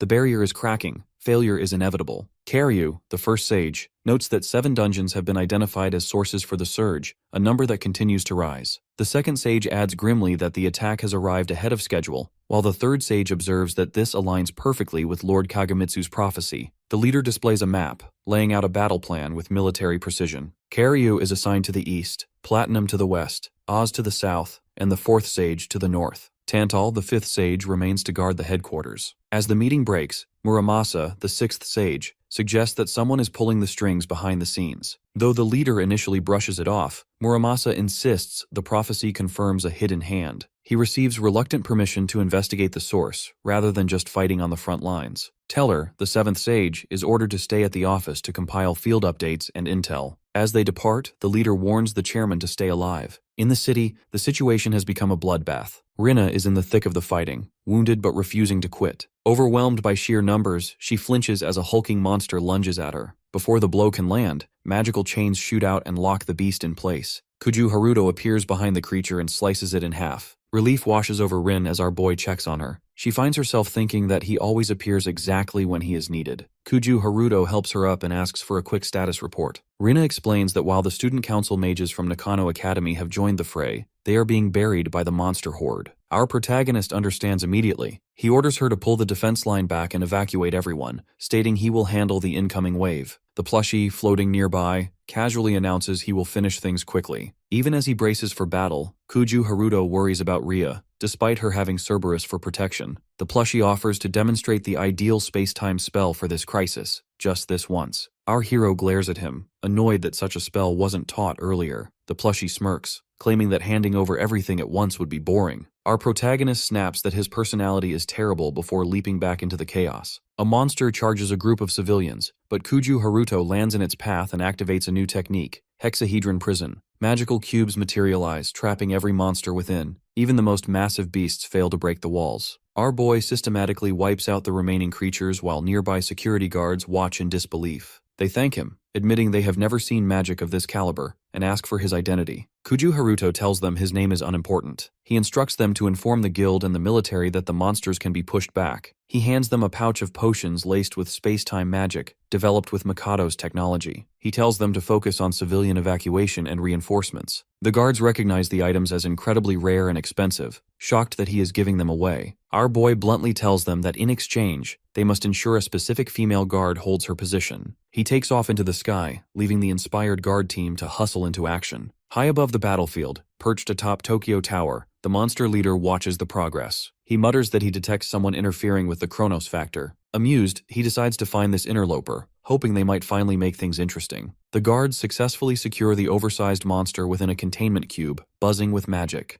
Their captain confirms the creature is boxed tight and orders the remaining magic potions to be rerouted as emergency aid to other zones. Before they move out, she reminds the squad that they owe the kid a massive debt. They prepare to report to the guildmaster with a proposal to recruit him as an executive, a plan her team supports without hesitation. High above on the roof of a skyscraper, our protagonist watches the guard team wave their thanks. The elder brother remarks from the sidelines that it looks like Kuju Haruto may have found himself a capable tactician. Our boy is unimpressed and tells the plushie to cut the chatter. Suddenly, a message pings his device. Kuju frowns as he reads the text from director Kiryu. The message confirms that the current rampage is being orchestrated and identifies the source as being perched atop the skytree. Kiryu wants Kuju to intervene and shut it down. Our hero pieces the situation together, realizing this interference is why the chaos erupted ahead of schedule. The plushie confirms the theory. The enemy from the future has decided to invade this era early. Over at Tokyo Tower, Kiryu pockets his phone and faces the monster leader. Standing on the rooftop against the skyline, the monster asks if he is finally ready. The chairman calmly apologizes for the delay. Confused, the creature asks how a local even reached this height, noting that Kiryu does not seem to be the one distorting the Chronos factor. The chairman clarifies that he has Lord Kagemitsu's prophecy to guide him, which states that if he fails to eliminate this threat, the world will burn. He brands the creature an enemy of mankind and prepares for battle. The monster asks for a name, and the chairman identifies himself as Kiryu. In return, the entity introduces himself simply as Dot, a master of space-time magic, and invites the chairman to strike. Right now, our hero is sprinting across rooftops, doing everything in his power to reach Tokyo Tower and provide backup.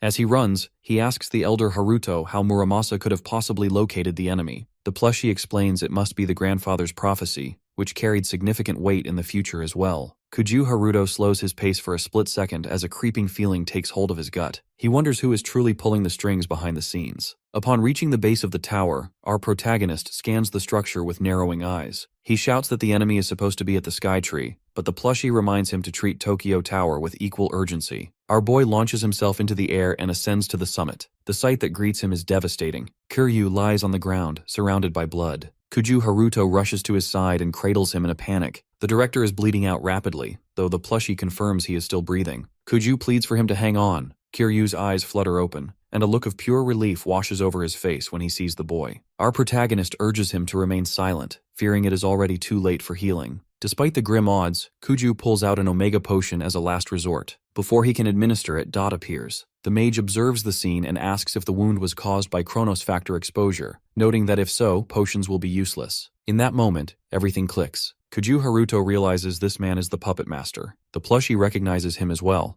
the infamous Dot, a master of time and space. Of all the adversaries they could have faced, it had to be him. The situation has shifted from a disaster to a nightmare. The chairman coughs up blood, his strength fading fast. Kuju Haruto and the plushie scramble to assist, but the dying man weakly insists it is too late. He reveals that his original plan was to have our protagonist dismantle the organization from within to prepare for a looming war, but the enemy has arrived ahead of schedule. Long ago, deep beneath Azabu, a rift opened, not merely a hole but a gateway to extinction. The chairman explains that he sought out Kuju because he needed someone with the power to stand against the horrors beyond that gate. With his final breaths, he leaves the fate of the world in our hero's hands. Plushie quietly notes that Muramasa's grandfather, Kagemitsu, was killed by this same threat. The chairman looks at the toy, half laughing at how knowledgeable the stuffed animal is, before asking if this was always fated. He tells Kuju to protect what he could not, expressing his ultimate belief in the boy's potential. Then he goes still. Kuju Haruto clutches the lifeless body, his face twisted in grief as tears fall. Dot watches the display before letting out a mocking laugh, asking if the emotional breakdown is finished. He then wonders aloud if our protagonist is the one responsible for the interference with the Chronos factor. Gently laying the chairman down, our boy rises to his feet, dead set on sending Dot back to whatever void he crawled out of. Dot looks around with vague amusement, noting that this world, pin 34563, feels primitive. He declares his intent to claim the planet and rule the locals. Finding the current space too cramped for a real fight, Dot suggests a relocation. Before Kuju can blink, the scenery shifts entirely. They are suddenly standing in the vast open stretch of the Imperial Palace Plaza. Dot declares the spot perfect for a limit break battle. Stunned by the instantaneous travel, Kuju Haruto asks how such a feat was possible. Plushie fills him in. Dot is a space-time mage, but he isn't from this timeline or even the plushie's future. He hails from an entirely different dimension. This revelation hits hard. Plushie explains that Dot likely followed the energy trail left behind when our protagonist pulled the future Haruto into this world. Saving his future self acted as an open invitation for this predator to invade. Kuju shakes his head, dismissing the apology. He demands all the intel available. Plushie breaks it down. Dot can manipulate space and time with terrifying ease, utilizing spells that defy understanding. In the future timeline, Dot slaughtered entire squads of their strongest allies. When our hero asks about his chances, the elder Haruto doesn't sugarcoat the truth. They are practically zero. However, there is one option left. Plushie tells him to use the method he employed during the rescue, channeling pure elemental power through his blade. It is the very purpose they were born for. Our boy nods, fully locked in, and yells that he is ready. Dot merely scoffs, amused that his opponent is holding a tactical meeting in the middle of a battlefield.